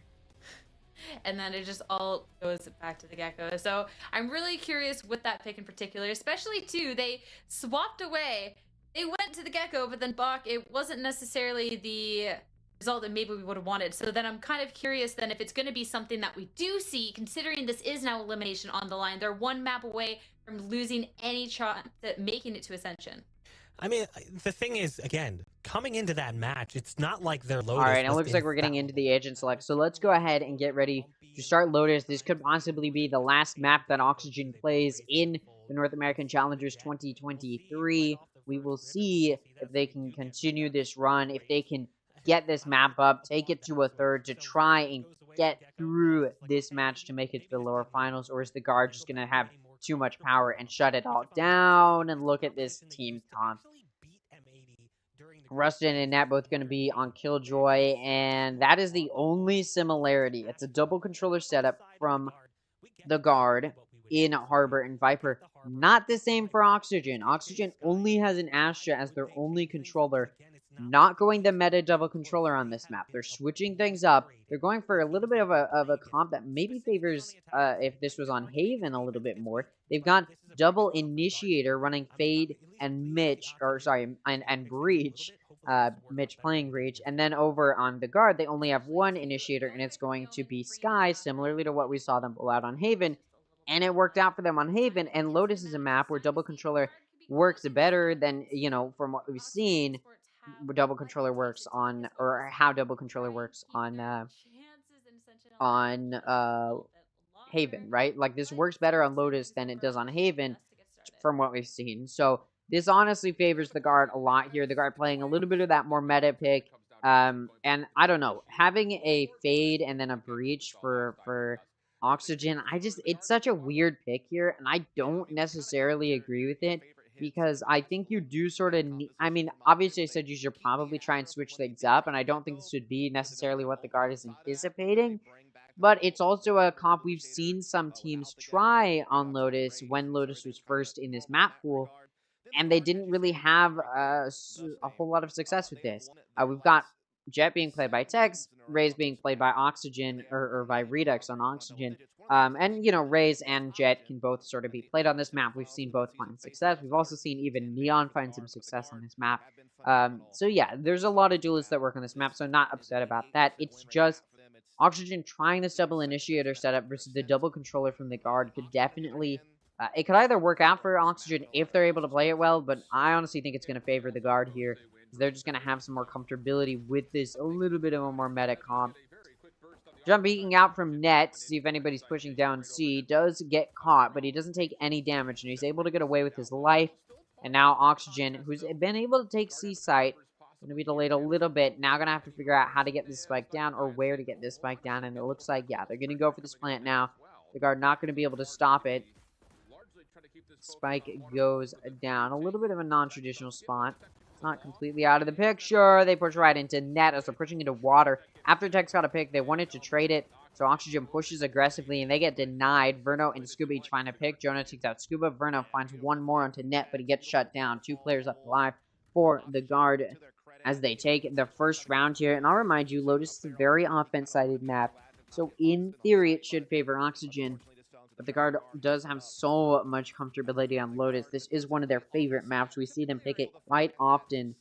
And so we may see the guard be able to take even the lead going into the next half if they continue to prove their comfortability. You see Oxygen forcing up high because they know they have the advantage being on the offense. They're hoping to be able to take this round, and maybe they can. Maybe they can push through the guard here. It's not going to be easy, but it's definitely possible. We'll see as the guard, or sorry, as Oxygen gets ready to push into C. Pushing up through Mound. It's going to be Net once again to lock down C. They know he's there. Now going to start pushing into him. C's going to start to be taken. Net push far, far back. And that's that Fade Util going to help do that job of pushing him back. Ooh, and Oxygen pushing into CT, into ramp, denied by Net, who finds a 3K. Jonah takes out Mitch. Scuba's in a 1v5. He finds 2, but he does go down. The force buy for Oxygen turns into a win for the guard. Now, whichever team lost that, gonna be on some bad econ, and it would not have looked good for them coming into this next round. And guess who lost? It's Oxygen. Forced to buy against the force buy from the guard, and Oxygen going to lose it. So they're not going to be looking that good here as we move through these rounds. And it looks like it's not going to be Tex completely carrying the guard this time around, as Net takes the early lead in his leaderboard, in his team's leaderboard. And this will be a half buy from the guard to combat the eco round from Oxygen. Of course, the guard forced in that previous round and was able to win it. So they're going to be taking a half buy here for those players who did not survive, which was only 2. And then the rest of the players who were able to keep their guns from the previous round just going to hold on to those for a bit of a bonus for the guard. Early pick for Oxygen, though, in this round. His Tex goes down over on A. And now Oxygen going to start pushing into B. Trent is pushed up through his wall to try and do some damage, but Mitch takes him out. It's now going to be a 5v3. The eco round going well for Oxygen. Prowler comes through. Just push Valen back. Valen down to 20 HP as well. Not going to be easy for Oxygen to play through by any means. Or sorry, for the guard to play through by any means. And some guns have been picked up. And by some, I mean a gun has been picked up by Redux. But still, that player advantage may be too much for the guard to deal with. Spike's going to get tapped here. It's Ashley Util going to be used. Oh, but you see that body blocking happening, which we've seen before. But, Valen not going to be able to stick it. He takes it to half. Rustin takes out Net. Valen going to take out Mitch. It's a 2v4. Still a 2-player advantage here. Rustin takes out Valen. Jonah P takes out Rustin and Redux, but Scuba came through that breakable B-Link, and he gets taken out. Jonah gets taken out, I should say. Guard now going to be up. Not 2 rounds anymore, just 1, but they are still up, and that was their bonus round, so now they're going to be able to take a bye here. I mean, those were just some impressive early picks for Oxygen to help them take that 3rd round. So as both of these teams move into a bye, it's going to be down to which team can carry some momentum. It's an offense-sided map, but Oxygen has struggled to find these first few rounds. We'll see if they can get some momentum moving. Tex holding A with an operator gets flashed and can't hold it. Now he gets smoked off, so Tex won't be able to find anything there. Has to play back on the site. Oxygen doesn't find anything themselves, pushing into A. So they back up and get ready to take into another, or push into another site. And it looks like they're going to get ready to push into C. Prowler going to come through. 2 ults available for the guard. Seekers and a lockdown are available. Again, a team that also kind of likes to play the multi-prong pressure approach, kind of poke and prod. Ultorb going to get picked up by Mitch. He's only 1 ult point away from his Rolling Thunder. So is Scuba. Scuba's only 1 ult point away from his Cosmic Divide. So Oxygen decently close to some ults, but of course the guard has Seekers and Lockdown up. So they've got their ults up already. Oxygen getting ready to push into C. Still no damage done to either side. Oxygen waiting out this clock. This could be a bad choice if the guard applies good pressure here, because Oxygen's trying to take into C. If the pressure's applied good, or well, I should say, from the guard, as that lockdown comes out, there you go. That's that good pressure you want to see, which just push Oxygen back, and they're trying to take into B. It is kind of being locked down, but Mitch takes out Valen. Jonah takes out Mitch. Spike will get to go down. Time not going to be played well enough by the guard. Trent going to take out Verna. Rustin takes out Trent. It's going to be a 2v3, a player advantage for Oxygen. Rustin takes out Net. It's now 1v3 for Dex. He's got an operator. Not going to try and clutch this one out. Just going to play for some exits. We'll see what he can do here. DHP, maybe he can find something, but yeah, it's looking like Oxygen going to be able to take this back. Now, it is an offense-sided map. I keep saying that, and that's because it's true. It is an offense-sided map, so Oxygen should be able to take the lead going to the next half. If the guard can just keep it even, they're in a really good spot. And when we saw M80 play Moist on Lotus, we saw a situation where M80 was, where Moist on Lotus was up 8-4 in the first half, then it switched halves, and M80 was able to take it back, and Moist only found 2 rounds on their defense, right? So we could see a similar situation happen here, where even if Oxygen's able to take a good lead going into the second half, the guard is able to just shut it down, being a superior team with more knowledge of this map and more comfortability. Just some good stuff to think about, as always. Between really the guard, Moist Moguls, M80 as well. I mean, Sheriff rounds may as well be gun rounds for them. Again, quick hit here for Oxygen, taking over Rubble. No free fire this time, and this it's Tex getting aggressive just by himself. That's just the Tex effect right there. I mean, that's tough for Rustin. Looks like after that early pick, as Rustin goes down, Oxygen going to start pushing into A. They're getting ready to come in here. Texas already rotated the operators to the back of B. There's 4 players stacked over towards the A side defensively for guard. I mean, this is going to be tough even with the firepower superiority to get something done. And it looks like they're going to start pushing into A. Yeah, they're coming in. The guard going to flash out here. Valen takes out Redux. Scuba takes out Jonah, but Scuba locks it down. Trent able to trade off Scuba. It's a 1v2 for Verno, so player advantage is going to be maintained for the guard. This is a buy from both sides. Whichever team wins this. Actually, this was an eco round, I think, from the guard. And Dex going to take out Verno, so this round does turn into a win for the guard. A good round for them to win because it denies early momentum for Oxygen. Now, Oxygen still will be able to buy for at least a few, maybe 1 or 2, maybe even 3 rounds to come. But it doesn't stop the guard from being happy about this win, because winning a round like that, even while being at an eco deficit, does allow them to get some momentum moving in their court to try and get some good rounds here. Because again, even if the guard is only able to keep it even on their defense, that is such a good position to be in, because it means when they switch to the offense, they'll have a really good chance of winning the map. So Oxygen needs to be taking more of a lead here, but with the way the guard is playing, they may be able to keep it even, if not take the lead themselves, which would not be a good position for Oxygen to be in, to say the least. Looks like Oxygen going to push towards C, getting ready to move in. Got 4 going down. They do have Redux just going to lurk in their spawn. You see Tex pushed up in B main, looking for something, but Oxygen's not pushing there. So guard knows it's not a B push. They've got that alarm bot to watch stairs on A, so they will know if it's a push into A. That Rolling Thunder comes out on C, and it looks like the guard gonna be ready. Tex opens the door and is immediately shut down. Jonah P is also there, looking to trade it, but can't. Just get pushed back. Still, Oxygen not able to push into C yet. Time is starting to run low. It's going to be a factor here pretty soon. 40 seconds left. Attacker lockdown comes out. There's no counter ult from the guard. There is a Reckoning, which could do something. It's not going to do a whole lot here. You do see... Look at Trent pushed up. Oh, nearly catches them off guard, but needed to hit the head. So not even a trade going to come through. Redux able to take him out. It's now going to be a 3v5 for the guard.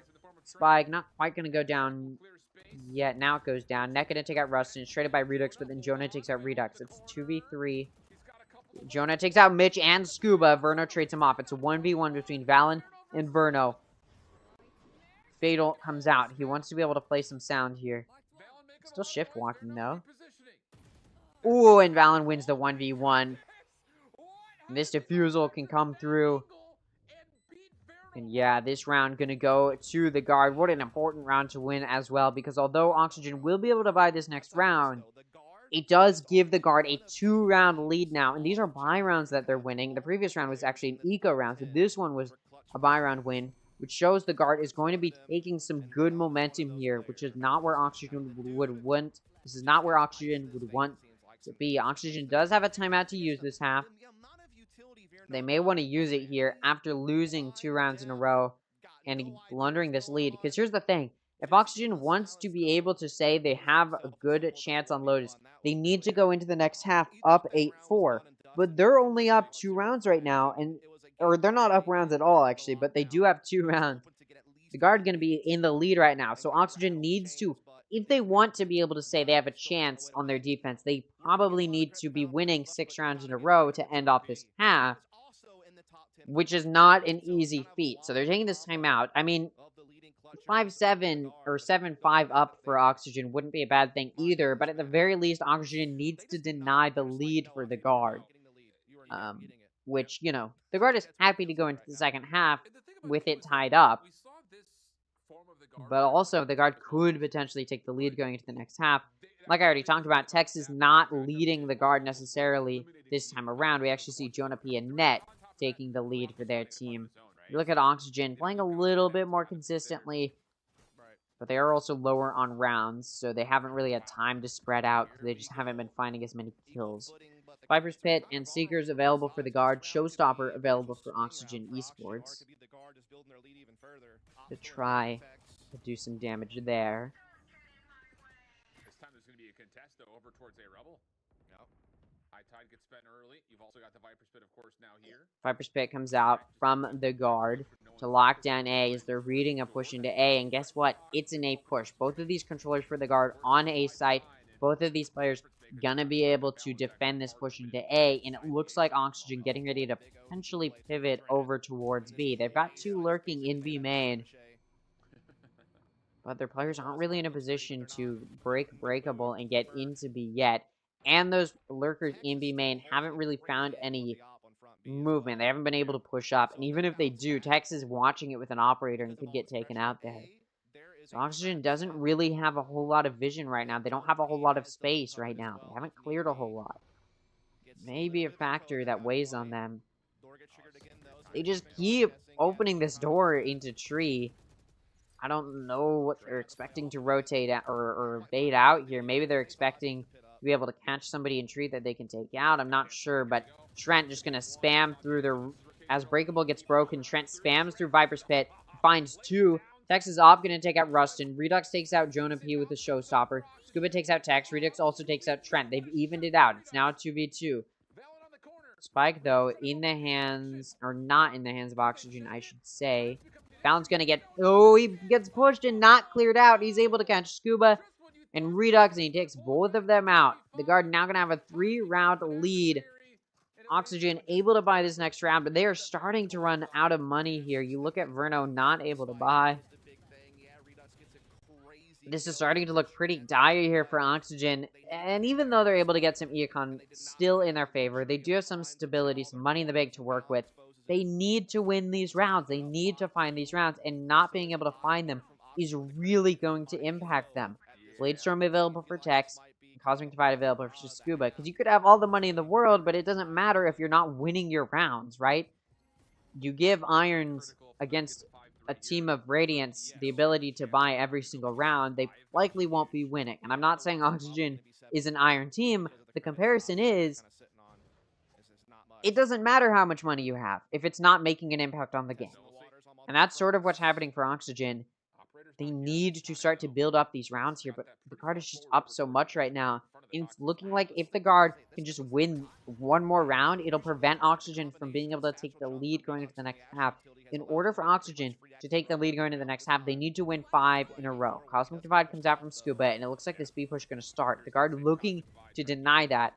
Viper Molly available here Gets sent out in B main, prevents the push from Oxygen. I mean, they pretty much have to wait for him to reload. The snake bites are doing so much work. Now they're gonna try to funnel maybe back to C, but the Killjoy utility's there.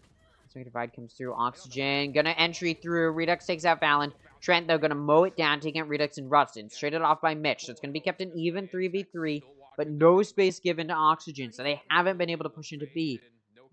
The main door is open, but it doesn't bait out anything from the guard. They're still gonna be watching their places, and from upper, Tech's gonna take out Mitch. It's now gonna be a 3v2.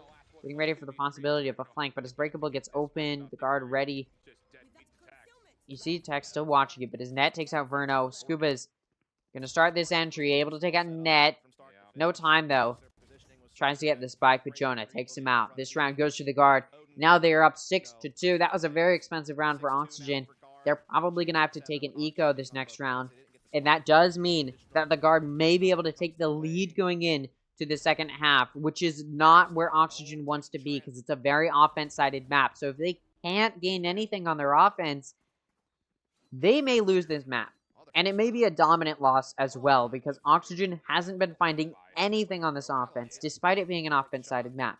And there's a few reasons for that. One, you can tell the guard has some superior comfortability in the way that they're holding this site. They're getting red really easily. Oxygen is just being red.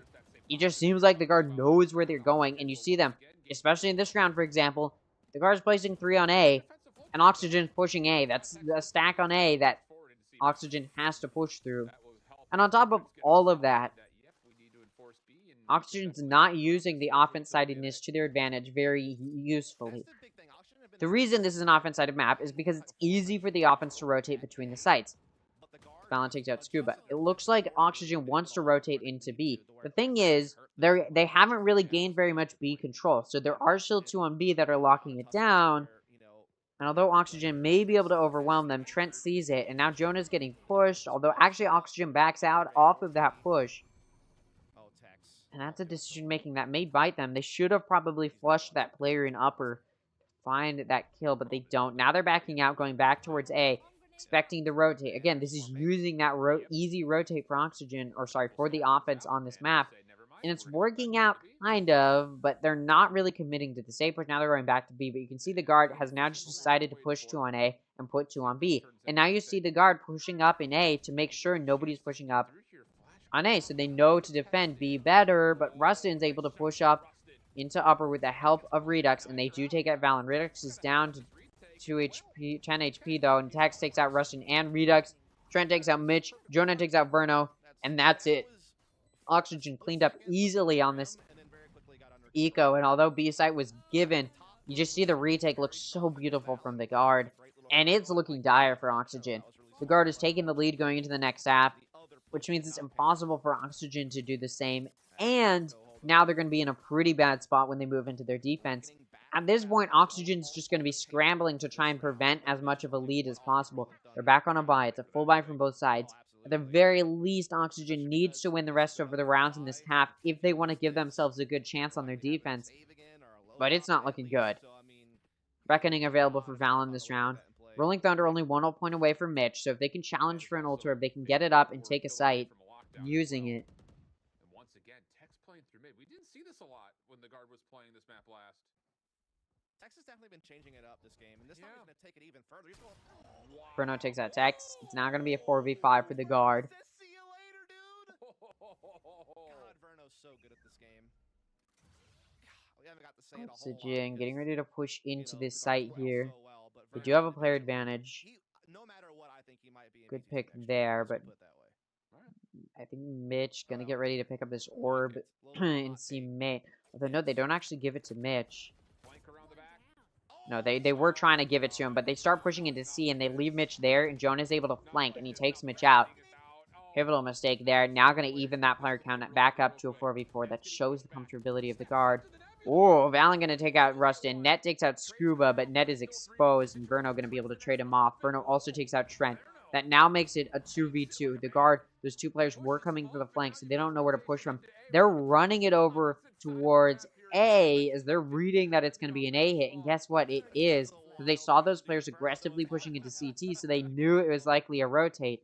So Oxygen's gonna be able to get this spike down on A, but the guard's there. They're ready for it.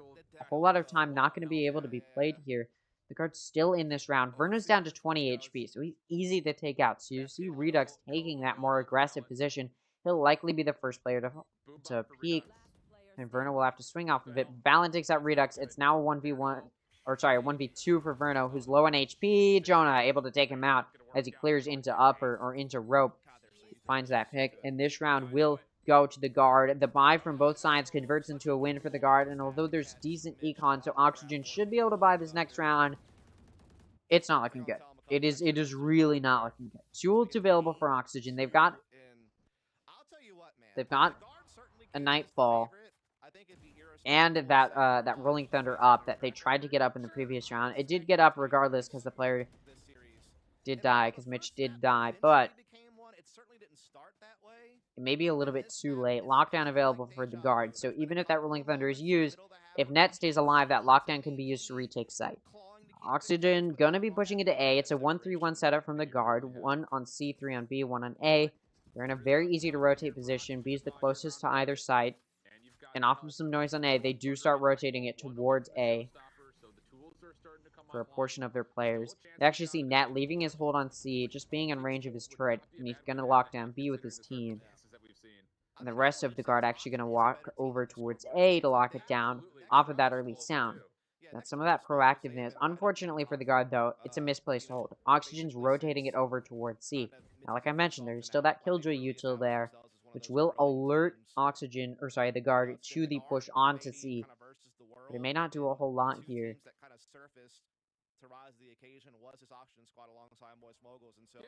And Oxygen gonna start pushing up here.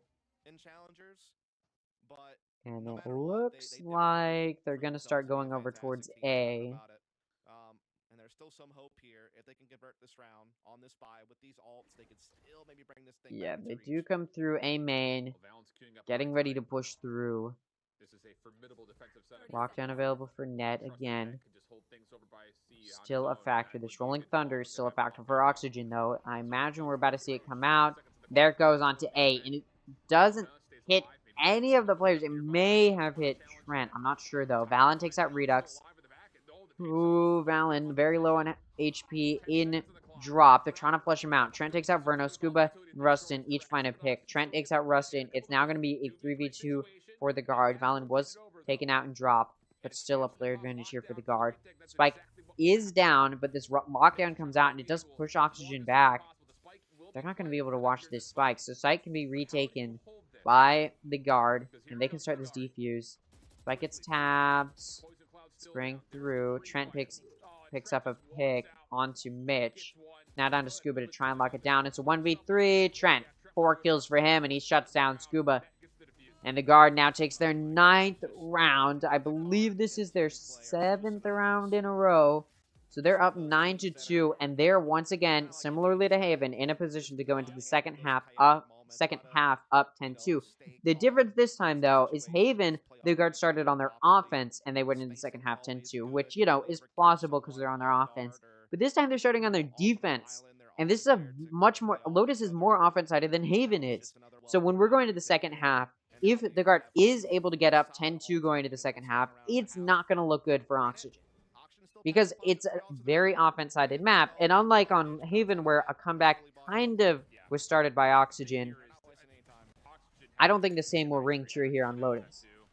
3 ults available for Oxygen this round. They're going to want to use all of them. It's the last round of the half, and we see the Fatal come out. Nightfall, we see the Showstopper come through, looking to do some damage. It does damage to Net. Doesn't find a pick, though. Lockdown and Cosmic Divide now available for Oxygen.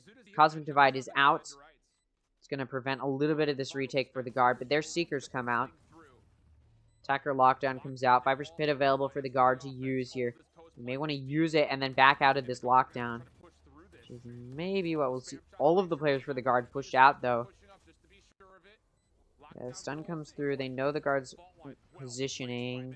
Mitch pushed up. Spots Valen, but doesn't find that pick as he is jumping. Redux takes out Net, and Tex, and Jonah. That's all spraying through the smoke. Jonah P takes out Mitch. Trent able to take out 2, but then Scuba takes out Trent, and Verno takes out Valen. So Oxygen finally stops some momentum from the guard. Unfortunately for Oxygen, though, again, it's salt in the wound. It's not gonna do a whole lot here. The guard gonna be up 9-3. This lead very big for the guard, and it's a very offense-sided map. I mean, Oxygen's just not gonna be able to do a whole lot here. They need 6 rounds to tie it up, and again, very offense-sided map, and Oxygen's now on the defense. All it takes from the guard is winning this pistol round, which they should be able to do, and then just carrying through that momentum, which after the comfortability we saw them display on their defense, I don't think that's going to change on their offense. You practice your offensive executes quite a bit on maps you're comfortable on because you want to make sure you have them down. So the guard's going to look solid on their offense, and probably more so than they did on their defense, despite their defense looking so beautiful and so comfortable from them. You see the guard getting ready to push into A. 3 players going to go up through A. I think he is shocked at what he's gotten. He has to be. Alarm bot goes off. And he's going to be having They're getting ready to push into A. And the guard don't have to actually approach to A. They can just wait. The guard actually just going to push into CT. You look at Tex. Where is he? Along with Valen. And although Scuba is ready for the possibility, he does take quite a bit of damage in the process. Trent going to take out Rustin. Now going to be a 5v4. Oh, man. Dex takes out Werner. And Valen in CT. Going to take out 3 kills for Valen. And it's a flawless pistol round for the guard to start off this half. And again, I said we might see more of that comfortability from the offense, but you saw that. The guard was just pushing all the way through into the defense. Now, this is something you'll often see when you're looking at higher elo teams playing against lower elo teams, where you can see sort of the offense realizing they'll be able to take the defense off guard by pushing aggressively into the defense's spawn. But this isn't. This is pro play. This is the high one. You know, it's tier 2, but still some of the highest level of play you'll ever see. So the fact that we're able to see the guard pushing in that much is just, I mean, what are you looking at? That's the main thing. What are you looking at here? And the guard gonna start pushing onto A site, despite getting ready to go down. It does. It's just Rustin over towards A, and he's just gonna wait for help. It's gonna be 5 classics on this retake against 2 bulldogs. And the guard getting ready to push into A here.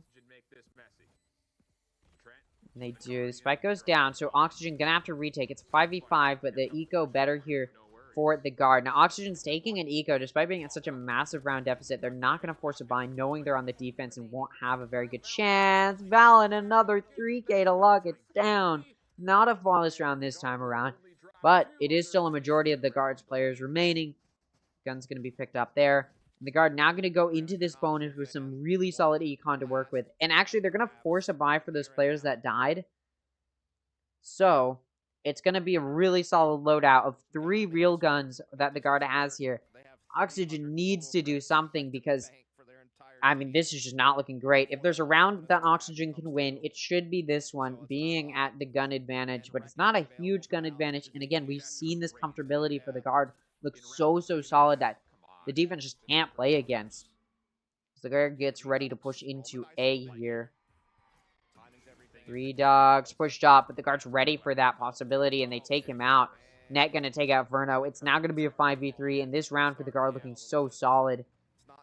Guns can now be picked up by those 2 players that didn't come into this with good guns. Tex takes out Rustin. Spike gonna get to go down here. And yeah, those guns getting picked up. It's now down to Scuba and Mitch to try and do something. It looks like they may be saving. And to be fair, what else are you going to do? But they're just allowing the guard to get to this 12th round. Oxygen not going to have good eco going into what needs to be a 9-round win streak to take it to overtime. And it's a very offense-sided map. So much working against Oxygen right now. And as this spike gets ready to go off, Jonah P and Mitch meet each other in that C spot. Mitch just like, alright, they're probably waiting for backup. I'm just going to back up. Trent opens door, trying to distract Mitch. Doesn't do a great job. Mitch still going to stun through. Scuba takes out Trent, but Jonah takes out Mitch. Scuba gets away with his life, but that's only one player that's going to be able to hold on to a gun. And Oxygen gonna have to force a buy here because their eco just not good. I mean, not good enough to afford a buy. They have to force a buy because the guard's on that 12th round. Oxygen taking their final timeout. Listen, I know that they were able to kind of make a comeback on Haven, or at least start to make a comeback on Haven. But I don't think we're going to see the same thing happen here. This is not an easy comeback for Oxygen at all. On Haven, it was plausible because they were on the offense of the offense-sided map. They're on the defense here. Their mental's going to be shot. They're not in a position here where they have any advantage at all. The comfortability has just been so solid from the guard. I mean, like I said, Tex was carrying on Haven. They tightened it up on Lotus. Trent, Valen, and Jonah all very close in kills. Then you drop down to Tex and Net, who are also close in kills. These are not big kill differences. The full of the guard keeping it even between each other, each able to hold their own, and it shows they know how to play Lotus so beautifully and so perfectly. We just see the guard knowing what they're doing here on Lotus. I mean, Moist is watching this going, alright, we're gonna ban Lotus tomorrow. We're gonna... That is one of the maps we're banning tomorrow. I believe I believe Moist will be able to ban 2 maps in their matchup tomorrow because they entered the lower final from the upper bracket. So they'll be able to ban Lotus and any other map they feel like they might be worried about facing the guard on. So just something to think about as we look at a very dominant Lotus to start it off from the guard. Ooh, this round, though, the guard gonna get pushed back. They wanted to go into C, but an aggressive hold from Oxygen does wonders at pushing the guard back. Unfortunately for Oxygen, the guard's rotating over to A, and Oxygen is nowhere near ready for this. Viper's Pit up for Trent, and as the Reckoning's being used, this Viper's Pit gonna get ready to come out. Grenade gonna stop the plant, but you can see the guard was ready for that because they just tap the plant and then move elsewhere to plant. Viper's Pit now comes out. Ooh, Tex pushed up into Rope. Gets taken out by Redux. It's now going to be a 4v5 here for the guard. Ooh, Valen gets taken out. This is winnable for Oxygen, but they do still have to push through a Viper's Pit. And there's a heavy flank coming through from Net, and Jonah takes out both Rustin and Mitch. It's now a 3v3. Scuba able to take out Jonah, though. This flank still coming through from Net. And I don't think Oxygen's going to be ready for it. I mean, maybe they will be. But Net's... Ooh, Trent pushes into tree. Net does get taken out. It's now a 1v1 between Scuba and Trent, the controllers, and Trent shuts it down with a 3k. And this round goes to the guard. The map goes to the guard. This series go to the guard. The guard is going to the lower final to rematch against Moist Moguls tomorrow in a best-of-5 for Ascension. The road for the guard looks clear. They had one path that they needed to take once they made it to the lower bracket, and they're taking it. Oxygen gonna have to take 4th place. They wanted to view themselves as the underdog, but as they get absolutely destroyed on this second map, that's it. Oxygen ends their path here. 4th place, $4,000, a spot in next year's North American Challengers. They'll be able to try again next year, but their time or their chance to get to Ascension is over. And for the guard, this is the start, as they need to go tomorrow and beat Moist Moguls in the lower final to have a chance, or not have a chance, but be able to get into Ascension. The guard's road to Ascension, as they've been teasing on Twitter, needs to end with their win against Moist Moguls, but it's not going to be easy. Moist, of course, going to have a fierce fight, and it is a rematch, which Moist won previously. Thoughts on Moist versus the guard? I think it'll go to Moist. I'm not going to lie. Although, here's the thing. I mean, I have it in my pick'ems because I've predicted this comeback, or this outcome. Here's the thing. I think the guard's looking stronger than they did in the previous series by a lot, especially after destroying Oxygen like this. The thing is, though, because Moist is coming from the upper final, they get to ban both of the maps, or they get to pick both of the map bans, which means their map pool will be a map pool that they're very comfortable with. Maybe not super comfortable, it is still 5 maps, but it will be mostly maps they are okay with playing on. So I think it'll probably, there's a chance they go on all 5 maps, but I do expect it to most likely go to Moist. It'll probably be a 3-1 or a 3-2 score. I think the guard can get a map or 2 up, but I do expect it to go to Moist Moguls. But that's all tomorrow, 1 p.m. tomorrow. Don't miss it. Best of 5 to take one of these teams to Ascension and face up against M80 in the grand final. For Moist Moguls, it's a chance to rematch against M80 for the grand final. But for both of those teams, it's their opportunity to make it to Ascension. See you there. Thank you guys for watching. If you did enjoy, make sure to scroll down, see if you're subscribed. If you are, thank you so much. If you aren't, I hope you would consider it. See you all tomorrow for the fight for Ascension, the final chance for both of these teams to make it there. Have a good one.